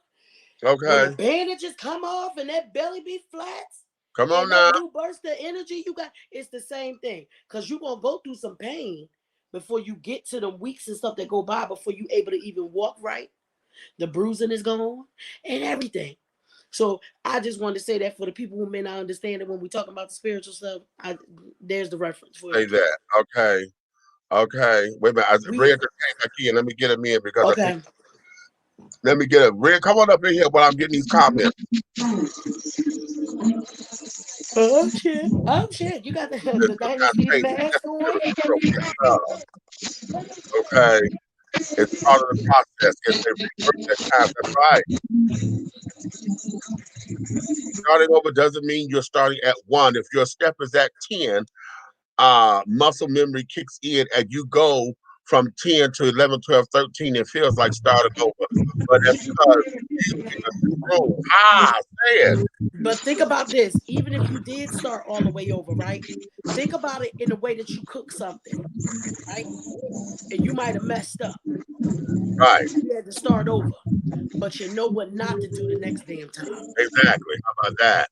The only thing you have to be careful about the process is that you have to make sure that the process is right for you. Do you know how many processes we've been in and it wasn't for us? This was one of the biggest revelations that came when I really started waking up. Aunt Nikki just talked about this. Now, let me tell you something about that because you're absolutely right. Oftentimes, what ends up happening is we take on other people's shit. Oh, he's showing us the venue. Okay, there we go. Just mute him. Yeah, so he just want to show us. Okay. Hey, now, what's going on, darling? Okay. Wait a minute. Okay, you ready to talk? It's loud. It's loud in there, Red. Yeah. Oh, he got his mask on. Hold on. I got you muted. So when you ready to talk, let me know. The thing about this thing here, about understanding the process, okay, and that there is, oftentimes you will know when what you're going through ain't for you because you're not the one benefiting from it. Okay. Oftentimes you end up in somebody else's shit. Ain't got nothing to do with you. And you put yourself there, okay, on a what would Jesus do kind of thing, or because you're trying to help out somebody, or this, that, and the other. Listen, there's something about a calendar. Oh, I wish I could find this. I have a saying. It's a poem about the butterfly, okay? And the butterfly talks about, I mean, it talks about someone saw the butterfly trying to come through the cocoon, you know, and because there was a little crack in it or whatever, it wanted to be helpful and things, and the child opened up and let the butterfly come out of the cocoon and this, that, and the other. But it wasn't finished. It wasn't finished, right? No, it wasn't finished. And not knowing. What's up? You loud as hell.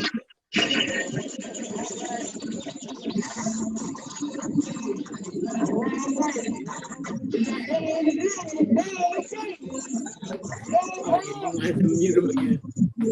Because that sounds like you about to finish out some real good stuff. So we don't need that. He doing this thing, honey. But what it is that the person come up and wanted to help out, you know, help the butterfly out because he was like, oh, poor thing, honey, you have such a hard time, you know, I wanted to help him out. But what the person did not know was that the butterfly had to go through all that because squeezing through that little spot was going to get the fluid where it needed to be so that the wings could be this and this and that. And the way how it's, you know, everything was necessary in order for this butterfly to be the beautiful butterfly. Right. But because you came in and interrupted something or took something on, you fucked it up. Now this thing, honey, is walking around here, you know, deformed and shit. Deformed, but broken not looking pretty the way it's supposed to the look. way it's supposed to look because you got in there. And oftentimes, how many times do we say that? You know, anytime you go getting into somebody else's shit, you end up fucking it up because you doing something, thinking that you're doing something.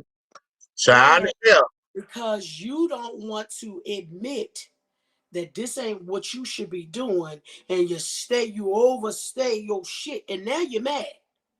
But you can't be mad at nobody but you, because the minute that you knew this wasn't for you and you stayed, that is no longer that other person's shit. That's your that's it. shit. That's yours. That's it. Yeah, that's it. That there is it. Accountability, Oh, baby. That accountability will fuck you up that when part. you ain't ready to face it. It's all That about part. being honest in that damn mirror. When you asking yourself them questions, are you answering honestly? Because Okay. ain't nobody there but you and you. Right. Okay.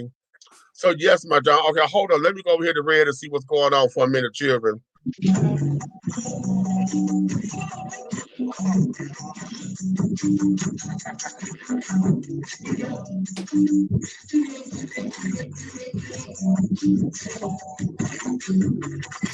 Okay. All right, he over there doing this thing, y'all. Right. Okay. Okay. We want a party too. Shit. Okay. Where the cheese at? So what we're going to do, children. Wait a minute. I had you know what? I want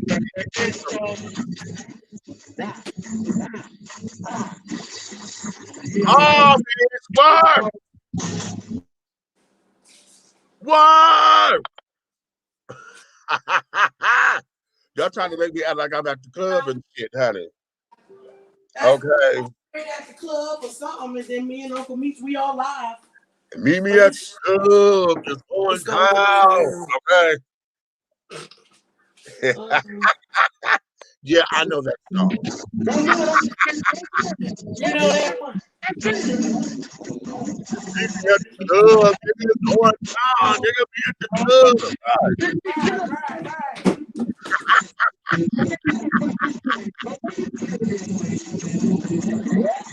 Okay. Right. Okay. I'm about to make pizza. You want one? So yeah, so listen. What we're going to do, I Okay. had something else I want to go into, but I think it's going to change the trajectory. And we're getting late, and I don't want this because Yeah.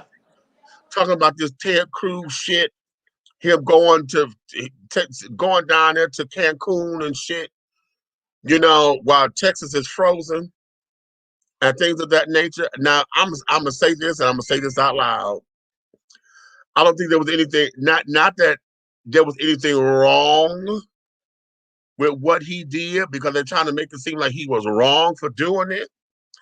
I'm not going to be bold and arrogant to say he was wrong. What I am going to say is that that's tacky as motherfucking hell.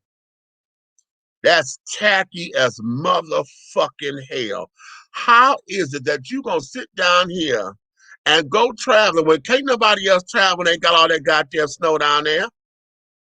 Can't nobody else travel. How in the fuck you gonna get up and take away time Ignorant. from doing what you supposed to do to get the citizens correct? But you took away time to go travel, to go take your daughter down to what Cancun or wherever the fuck they went. Okay, that is not the tea. That was the tea. Sure the fuck ain't. Because I can't say, because the whole idea of it is this. I bet all of us, if we could just pop up and get up on the plane to go somewhere warm and shit, so I ain't got to deal with the power outage, we would have all done it. Well, Okay. However, well. I didn't say he wrong, but that was tacky. It was. That was tacky Those as hell. such in poor taste. And You got people, no, a lot of them people, they said they was like rolling the electricity. yes, I'm like, what the hell? I didn't even know that they could do some shit like that. because of the grid. Listen, they still own. I did not know that Texas and all of that, they own the same power grid down there. The people, when I was over, the reason why I know that, I didn't even watch the news. People over in Bigo have been talking about natural woman. They had to evacuate. Wow. Okay, it's crazy. These people, yeah, Okay.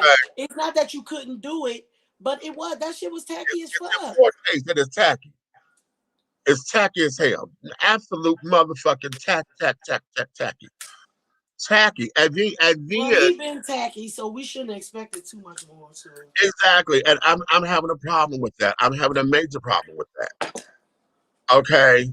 Now here's something that came across my news feed, but it happened like 7 years ago.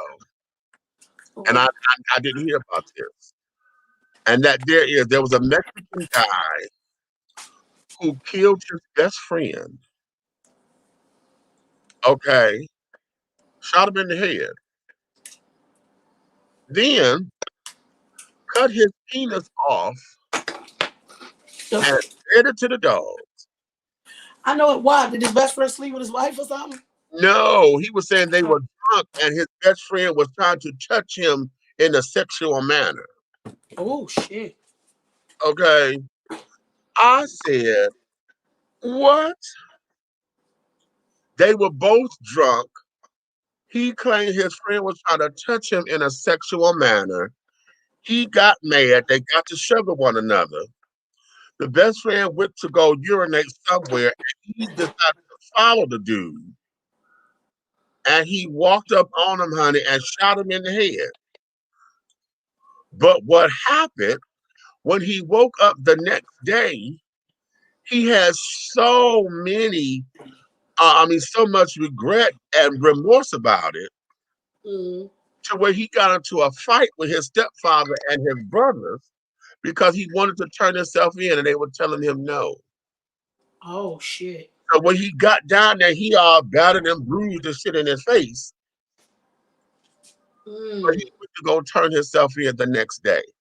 This was in 2014, and he was sentenced in 2016. Okay. And what was he sentenced to? Wait a minute, I forgot what this is. 8 years. He got 8 years. 8 years? Yeah. That don't sound right. I mean, I know you remorseful and shit, but you cut the man dick off. And fed it to the dog. And fed it to the damn dog. Yeah, because according to the story, he said the dog, he was going through something else with it, but the dog kept sniffing it and kept getting around him and sniffing and sniffing. So he just fed it to him and the dog ate it. Now, I know that shit ain't funny for real, but damn. It's a little bit. Okay. Why was you... Nigga, what kind of shit you on that you... Listen. I don't get it. I don't get it. Right. You niggas, yeah. JoJo said you working that Beyonce red hair, darling. It's purple, boo. Matter of fact, the name of it is called Purple Soda. Okay. It was irresponsible, selfish, and tacky. Okay. Well, it's Ted Cruz, another of Trump's butt-kissing hoes. We can expect much better than tacky. Okay, right. Okay, a smurfing clown. Okay, right. Okay, all of that. Okay. All of that. Do you understand? All of that. So, darling, yeah, I just wanted to voice my little opinion on that real cutely because see, you got too many people down here that are suffering, honey. Texas and carrying on, child, them kids, they freezing to death, literally. Right. Okay, because y'all on these damn power grids. I don't understand what in the hell made y'all think that nobody was going to understand the power grid. Listen, I survived the blackout. 2004, 2014, or whatever it was. No, it was 2014. I think it was 04. When the children sat down there and the power grid had went out. Okay. Why would they think something like Texas is a state that be hotter than a motherfucker? Right. So not just the snow can fuck up the damn electric, but the heat can too. So why would you build something like that in Texas to begin with? Why would you think that that would be all right? Because then, see, I'm gonna tell you, those power grids and carrying on where you got everything centralized on one grid. Mm-hmm. And apparently, y'all did not think in advance of what would happen if the bitch over circuited. You have nothing in place. You had no outputs. Okay, nothing. And for those who never believe in global warming and carrying on, well, honey, here we have it. Here we have it. If this ain't getting your mind into something to say there's something that's going on with our weather and we have to do something better about it. Texas don't get that kind of damn cold down there. They down to 18 degrees and all this damn snow. The other couple days it was like 7 degrees and shit like yes. that. Y'all down here with all that, the power went off. So they have no lights, they have no water, they have no heat. Phone service is shot. Okay. Places around Fort Worth had to evacuate. Everybody don't have nowhere to go. Where they gonna go if the power out? Where they gonna go? What it was every place power wasn't out. So people went to places where power was. Like, thank God, Natural had a friend. She said she told us over there that they had an Airbnb. You understand what I'm saying? You got people with kids and shit like that. They in a season that they don't normally have. And then this idiot goes to the motherfucking where you go? Hold on, I'm gonna tell you in a minute. Cancun or some shit you said? I thought, yeah, that's it. Cancun, Mexico. Let them tell it. Let them Trump ass motherfucker. And I never understood that with his ass either. Your last name Cruz, bastard.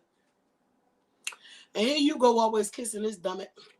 You know what I find to be so funny is that on this news feed, honey, they showing him with a Puerto Rican flag mask on. Oh. Well, wait a minute. I think this is Puerto Rican. Is he? Let me see. I know the Puerto Rican flag. Hold on. I mean, they all red, white, blue, but Puerto Rican. Yeah, but it got one star, and it got like the triangle. The Mexican flag is that red. It's almost like an Italian flag, almost. I think. Hold on, y'all. I'm just making homemade pizzas. Y'all see my turkey pepperoni? Y'all see? Me and McMillions. I don't know why I'm eating this late because I ain't eat all day. All I had was chips, salsa, and tortilla chips like a damn dumbass. All damn day. So I am making pizza. Oh, I'm sorry. My flashy, y'all. Y'all know I got a big old booty back here. I got a big old booty back there. Sorry if I flashed anybody with it. But, yeah, y'all. Y'all know I don't usually work on Thursdays, but I got out of my training a little early. So I came on over here. I miss y'all. I hate giving my back to y'all. That's rude. That's rude for me to have my back sorry. So I'm trying to put these pepperonis on here with my back this way. And I know everybody be getting hitting hard with the weather and stuff. I hope everybody been okay. Y'all know I've been going through 9,000 things. And then now that I'm over on Beagle, it requires way more of my time than I thought it would. It requires a set amount of hours, and I got to make a set amount of gifts so that I get paid. So I'm off over there a lot. Oh, y'all, I was in a poetry contest tonight. I probably could have won. If that man ain't coming there, he was spitting fire, though. I'm sorry. I ended up hitting the wrong button and took myself out. Oh, I was talking. I was doing my little Martha Stewart. I was like, y'all, I don't want to give y'all my back because I'm putting my pepperonis on the pizza like that. I'm making some homemade pizza. So, yeah. Yeah. Oh, shit. Lord have mercy. Okay. What happened? I'm trying to. I had everything pulled up, but well, y'all know what the Puerto Rican flag is. I had it, but I'm just trying to get a picture. State in motherfucking distress. He partying, but he ain't no different. Remember, Trump used to be golfing every damn where. Okay, wait a minute. Hold on. Okay, I got a picture. I got one I can share. So where y'all can sit up here and tell me what this is, because there's not. I thought it was Puerto Rican. Puerto Rican flag is it has a triangle on it. Yeah, got a side, it's the triangle. It's a sideways triangle. Yeah. But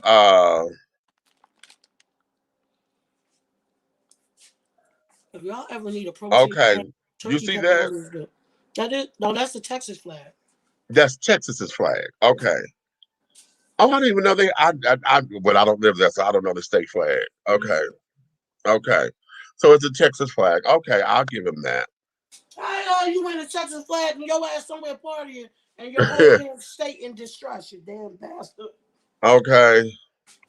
What's this about 500,000 people losing power in Texas because of a severe winter blitz? That's crazy. Okay. Ain't that crazy? And you, but like I said, I don't want to beat him up because he went, because that's not the issue. It's just tacky and in poor taste. And as a senator, or you should have been making sure your state was okay, or at least to the best of your ability, before your ass is flying off and letting everybody see. And how is it you tell myself, oh, well, my daughters wanted to go, so I just, I came down to make sure that we got them settled and straight. How? Don't you have a wife? Nigga, I'm sure y'all got nannies. Stop lying. And some people you got. I mean, y'all might not have as many, but some Secret Service could have did that shit. Exactly. I'm having a hard time with that. I'm having a hard time with that. So, listen, children, and this is where this all goes. It goes down to the power of what it is that you vote for, who you say you want to represent you. Okay, y'all see, we lost Rush Limbaugh. No, they lost Rush Limbaugh. Okay, because and I know this is going to sound harsh and cruel, and I know y'all, for those of y'all who are pro Rush and carrying on, you're probably going to say that if it had been Obama or somebody that I care for, and the word I'm about to say, that I would have a fit, and you're probably right. So yes, damn right. I already know this is going to be a double standard, what I'm about to say. But honey, I felt not a goddamn thing. Okay, not a goddamn thing. Like they said, a goddamn ant died. I didn't feel nothing. Okay, so much so I didn't even post it on my page. Okay, I didn't even post it on my page. Because damn, or something. You say something. I kept scrolling through that shit. I didn't try to find out how he died. I didn't probably listen. I don't mean to sound that cold, but that's just the way it is, y'all. I'm telling you.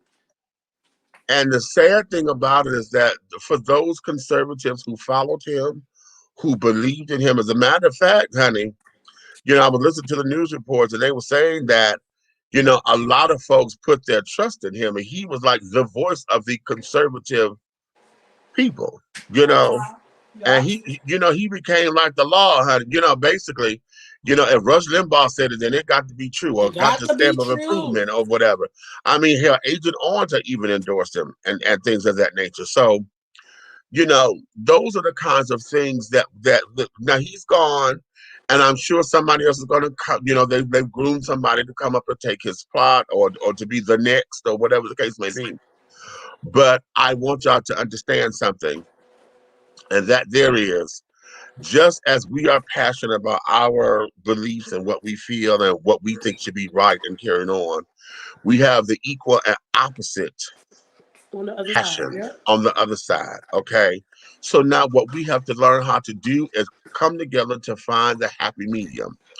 And when I say come together, I don't mean just we all just try to have a kumbaya moment, because look, you took kumbaya right out of my ear, because I was like, I'm not.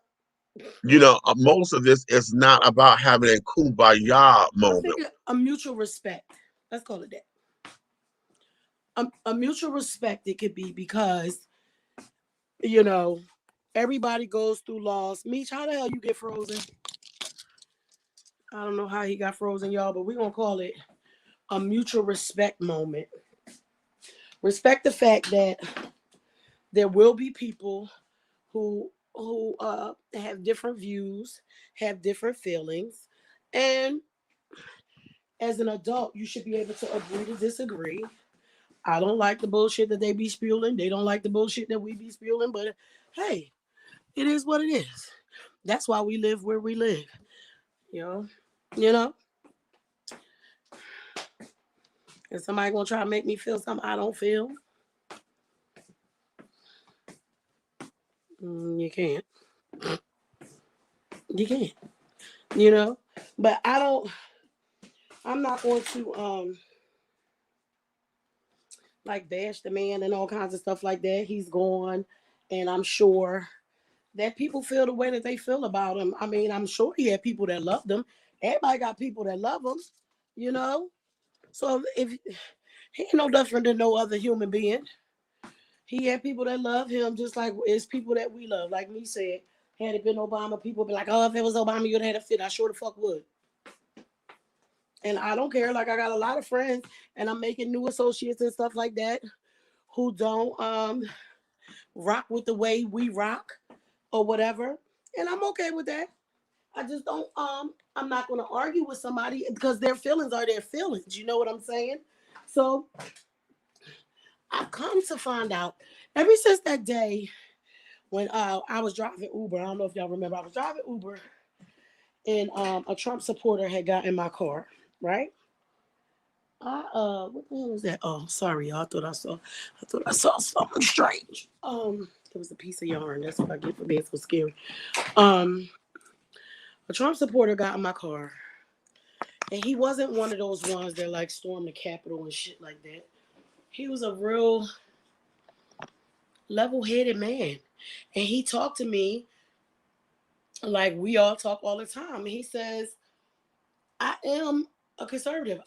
I do vote for Trump, and I did vote for Trump and all kinds of stuff." He said, "But that don't mean I believe in all of his policies. That don't mean that I think everything he does is right."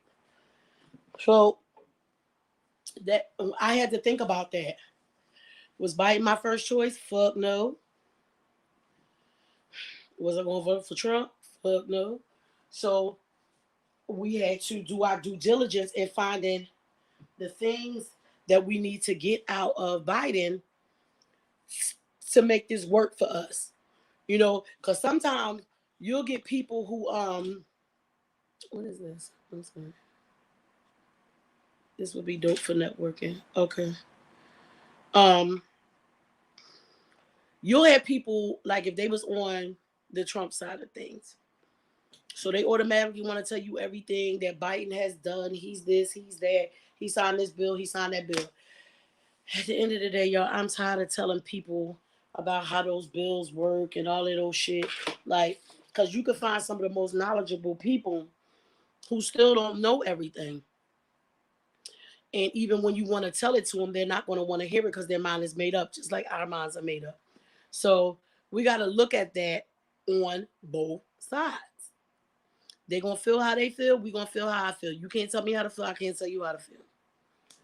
So he died, and, you know, I'm sure his family is heartbroken. Like I said, all the people who love him are probably very heartbroken. And anybody who died, you know, anybody that we care about that died, people won't be heartbroken. So it's not like I would say, "Oh, fuck that nigga. I don't care if he died." No, I'm not going to say that. But I don't care. You know what I mean? Like, I didn't scroll and say, "Oh my God, but what happened to him?" Like, when Meech came and said, you know, Marky passed away, I want to know what the fuck happened because I care. Now, I'm not going to talk bad about him because he did, but I ain't got nothing to say. He was told, what your grandma tell you? How about that? Okay, now listen, let me tell y'all something. And this is how I know they're listening to me. Because right after I said that, y'all see I went there. Do you know my internet went out?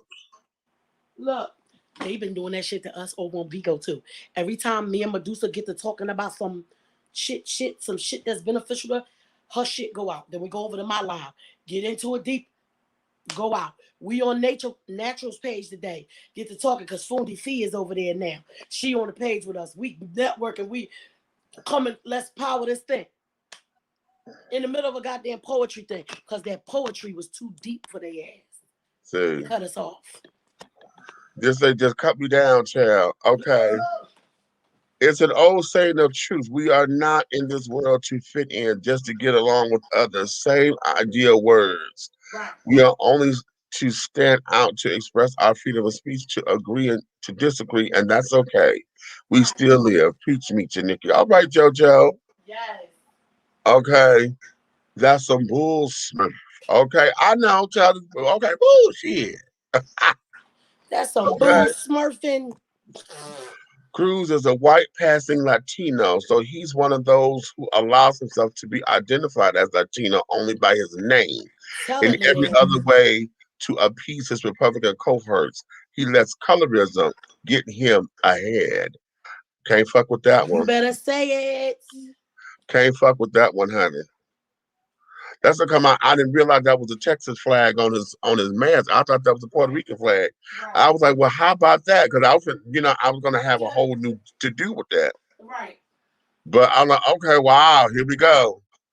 But listen, I'm gonna let that go. I was going to go into a whole police thing, but I knew this monogamy thing was going to take up some things. So before like I said earlier, I was going to do this later on today, and I was going to put a video montage together of my cousin's pictures. But today she would have been 55 years young, and I'm okay. It's just that it's just very weird, because it's still so new. Yeah, and the birthday came up so fast. Yeah, but we knew it was. I knew it was coming because we were hoping that she would at least live to see her 55th. Yeah. And then it's just I had an incident that happened on Valentine's Day. Oh, you didn't? Oh, that's okay. Right. And what happened was I was abruptly and rudely awakened by a knock at my door. And the knock at my door was one of them almost like to kick my door in kind of shits. Okay. I'm sleeping on the couch and I jumped up and I'm mad as hell. Like, who in the fuck is this at my door? And I thought it was one of my daughters, right? Because I was about to read the fuck out of her ass. Okay. God knows I was about to read her ass for motherfucking filth. Okay. And so when I went to the door, I'm in my underwear and my damn t-shirt. I usually sleep nude. However, I didn't this particular time. So I go to the door and I'm like, what? And I look and they are at my door. They are like 7 or 8 deep. Okay. I'm like, what the fuck is this? Hello? And what pissed me off was I got 1, 2, 3, 4, maybe 7. Okay, 6 or 7. Okay, I'm looking at them. But there's another one that's on the steps, like out of my shot, And then he comes looking around like, I'm like, what the fuck? And I'm like, yes. And they're like, good morning, sir. I said, well, good morning. And they say, are you the resident here? I said, yes, I am. Are you? And then I forget how it goes. All I know is they kept asking me, was I alone? He hit his little cam or whatever, so they got it recorded. And I really need to go get a copy of that, actually. As a matter of fact, I think I will. I'll do that in the morning because I want a copy of that goddamn footage. Because I'm like, what is this? They said, well, we're here to serve at a restaurant. And the best part, right? And they said, well, we're looking for someone. I said, well, who are you looking for? What's up? What is your name? And I'm like, my name is Demetrius Taylor. Well, did you live here? I said, yes. How long have you lived here? I said, I've been living here for 14 years. What is this about? Well, we're looking for someone. Well, who are you looking for, damn it? Okay, so now I'm starting to get that way, but I'm trying to keep myself together because I'm 6'4", I'm 365 pounds. Okay, y'all already came as strong as y'all are. Okay, if I had shown any kind of anything, that could have went terribly wrong real quickly. Period. Okay. So they're like, well, are you here by yourself? I said, I'm alone. What is it? And they never would tell me who the fuck they were looking for. So I said, well, do you want to come in here and see that I'm by myself? So they said, well, I said, come in here. I'm by my, so now I'm getting frustrated. So then they went looking through this old junky ass house, child. And you know, I'm embarrassed, but not embarrassed. I'm like, no, you get what the fuck you get. Okay, beating on my goddamn door like this. So then when they when as they were looking to see that I was by myself, he says, Mr. Officer Wilson, and I know that because I just got his name in my head. He says, oh, well, we're looking for Mickey Carter. I said, Mickey Carter? I said, that's my cousin. Your cousin? I said, yeah. I said, but she's dead. Excuse me? I said, she's dead. She died on January 18th of this year. Oh, but we're sorry for the inconvenience. Sorry for the motherfucking inconvenience. You bang on my door in the middle of the night, wake me out, my motherfucking sleep. No, it's early in the morning. I had just got home from work. Okay, I got off that with because you know last weekend I worked overnight. Okay, I got home from work. No, I'm sorry. No, that was Saturday. No, this is early. However it was, I had just went to bed. I had, because y'all know Saturday I had how did that go? One of them days I took the extra gig. Was it Saturday, the 13th or whatever it was? You took the extra gig, yeah, on the 13th, because we left the gender reveal. Okay. Right. That was Saturday. So I got home, early. So they come beating on the motherfucking door. It's like 8:30 in the morning. On a Sunday. So that threw me off because it's a Sunday. Right. I'm like, what the fuck is this? And so I called down to College Park police office. And I ended up talking to a lieutenant. I think his name was Lieutenant Johnson. Whoever I talked to, he was lieutenant. And what he said to me was, I said, maybe I'm pissed because this happened to me and things of that nature. I don't know. I said, but I'm not understanding how in the hell y'all don't know this girl is dead. Or how did y'all know that she did, how y'all not cross-reference to understand that she was not here. Right. She had an address over in fucking Decatur. Okay. How do y'all not know that? Okay. And he says to me that, oh, well, it's not in the system that she's died or whatever. We don't get that kind of information and things of that nature. And that your address happens to be the last address that she gave when she was last arrested. I said, I don't know nothing about no arrests or anything like that. I said, she used my address when she first moved back here. And that was like 5 or 6 years ago, child. And since then, honey, she's been in a couple of places. And I know if y'all got detectives, y'all can follow her because I know y'all know how to go and cross-reference motherfucking names. This is what the fuck y'all do. So how do y'all not know that she lived in damn Decatur? And that's bothering me. It is really bothering me because now I'm sitting up here, and I said, thank God I'm not a gun owner. Yeah, because the way how they banged on that motherfucking door, had I came to the door with my gun, this would have been a whole different kind of situation. I said, because this could have went awry very, very, very quickly. And y'all here to serve a motherfucking search warrant, which means as strong as y'all came, y'all were prepared. Period. For confrontation and aggravation. Yep. You know. So no, I'm thoroughly pissed, and it still ain't set right with me because now I understand that they were doing their job. So I'm not necessarily mad at the cops or whatever. I'm not necessarily mad at them.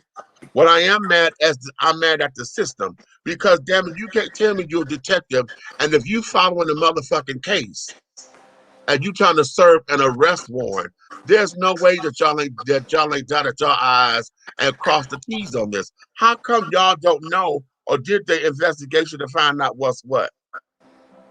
Especially when you're looking for somebody. Because if I could go on here on Google and sit down here and pay $25 to get a background search on somebody, and I could get all their motherfucking addresses, how come y'all didn't do that shit? And y'all got a better system. Y'all get that shit quicker than I can. That's not making sense to me. That ain't making sense to me. Mm-mm. So yeah, I'm going to address the city council because perhaps we need to look at we keep talking about we need better training. Well, I'm telling you, let's get specific. Y'all need to have a training model because across the country, we've had too many times where y'all went to the wrong house. Brianna is dead because y'all went to the wrong goddamn house. Okay, how come these systems, as technologically advanced as we are, there is no reason for these kinds of mistakes to happen? And then on top of it, y'all coming down so damn tough. You know, if I tell y'all this, you know, and I understand the folks that lie, they can't know, they don't live here, blah, blah, blah, blah, blah. I get all that. Right. But how come y'all have not done any due diligence prior to coming to my door? Because if y'all had a warrant, why wasn't y'all watching? You got a warrant. Do some surveillance. Right. So, Knock on the door at a decent time. I don't fucking know. Ask the neighbors. Right. Remember back in the day, the cops would go over and shit? Ugh. But that be that. So, all right, y'all. What we gonna do, we gonna let y'all get back to y'all day or y'all the rest of y'all night and carrying on. Do note this coming Saturday, the 20th, we will not be on because we still in the gender reveal, birthday celebration, and all that kind of stuff we were doing. We're going to be at Lips, the drag queen bar and restaurant. So yeah, that there is that. What you say, Tracy? Jarring to say the least. Nobody needs to be a victim of circumstances for some nonsense. Exactly. Right. Okay. What exactly means they're not doing their jobs right. They also are trying to live this Breonna Taylor moment, but failed miserably. Thank God he blocked their dumb asses. Right. Okay. So yeah. So this coming Saturday we won't, but we'll be back tomorrow. And all of that. So with that being said, honey, you may finish all of your crumpets, darling, because the tea has been dished. And you've been dishing tea, darlings. Oh, with Big Meech and Aunt Nikki and the big guy ally, Big Red, honey. So, honey, if you love us, tell all of your friends. But if you hate us, tell all of your motherfucking enemies. But do know this. Everything that we're doing over here, any way, shape, style, form, or fashion, everything that we're doing will move forward. We got some good things coming down the line, honey, for 2021. I'm excited about some prospects and things that we got coming. We're going to beat this pandemic thing. We're going to get around this thing and coming on. Be looking for a Big Meat story time. We're going to call that chamomile. Okay, because you know it's all about the tea, so we're gonna have some chamomile and rose hips. All right. Okay, and what that is, yeah, well, I'm gonna leave it at that because yeah, it's gonna be story time. Okay. And it's going to be child friendly. So for those of you who have children and carrying on, this is going to be something that I'm going to exclusively put together for families. Okay. So keep that up in mind that we got that coming down the way. And then soon and very soon, honey, we're gonna start recording. We're gonna have to learn how to do what the children are doing as far as being COVID friendly with recording because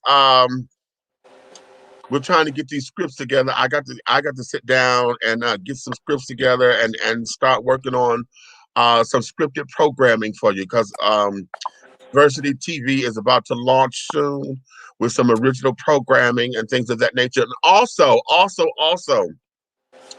my other show, Atlanta's Up and Rising, we're recording again. Okay, so I'm going to be hosting that. I don't produce that. I'm just a host over there. And I am in need of independent artists. If you got good product, you know how we're looking for. See, here's your double whammy.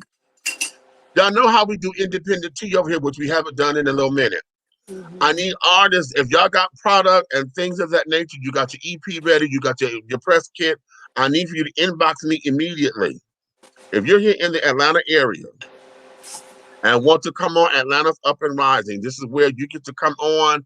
I interview you. If you have, you can perform live, or if you have a decent video of you, or maybe you got your music video or something, we're able to show it on that particular platform. And we're going to give you a double thing because here on Dishing Tea, we're going to sit down there and bring you on independent tea, totally emancipated artists. We'll highlight you here. And on this program is where we're going to do the snippet or sip it. Okay. Either we're going to sip that tea, honey. We're going to snip them buds, honey. Snip the tea leaves, child. Snip it up. Okay. And bag it. Okay. Oh. You want one? I'll make you one. Oh. Look, I made two, so if you want to jump in the car, come around and get it. You can have it. Oh. Okay, good. I'm lazy, but oh. I had to do that because that goddamn Eric always posting his fucking food with his selfish ass. He lucky I love him. You cool? That girl still stalking you? Because if she is, tell me her name so I can. Okay. So on that note, my darlings, see, on that note, my darlings, we're going to let you guys get on that way. So inbox me immediately.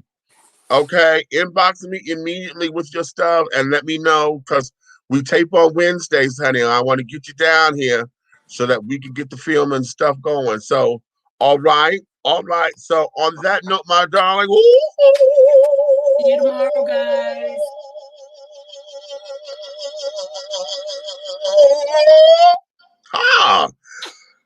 And my darlings. Scene.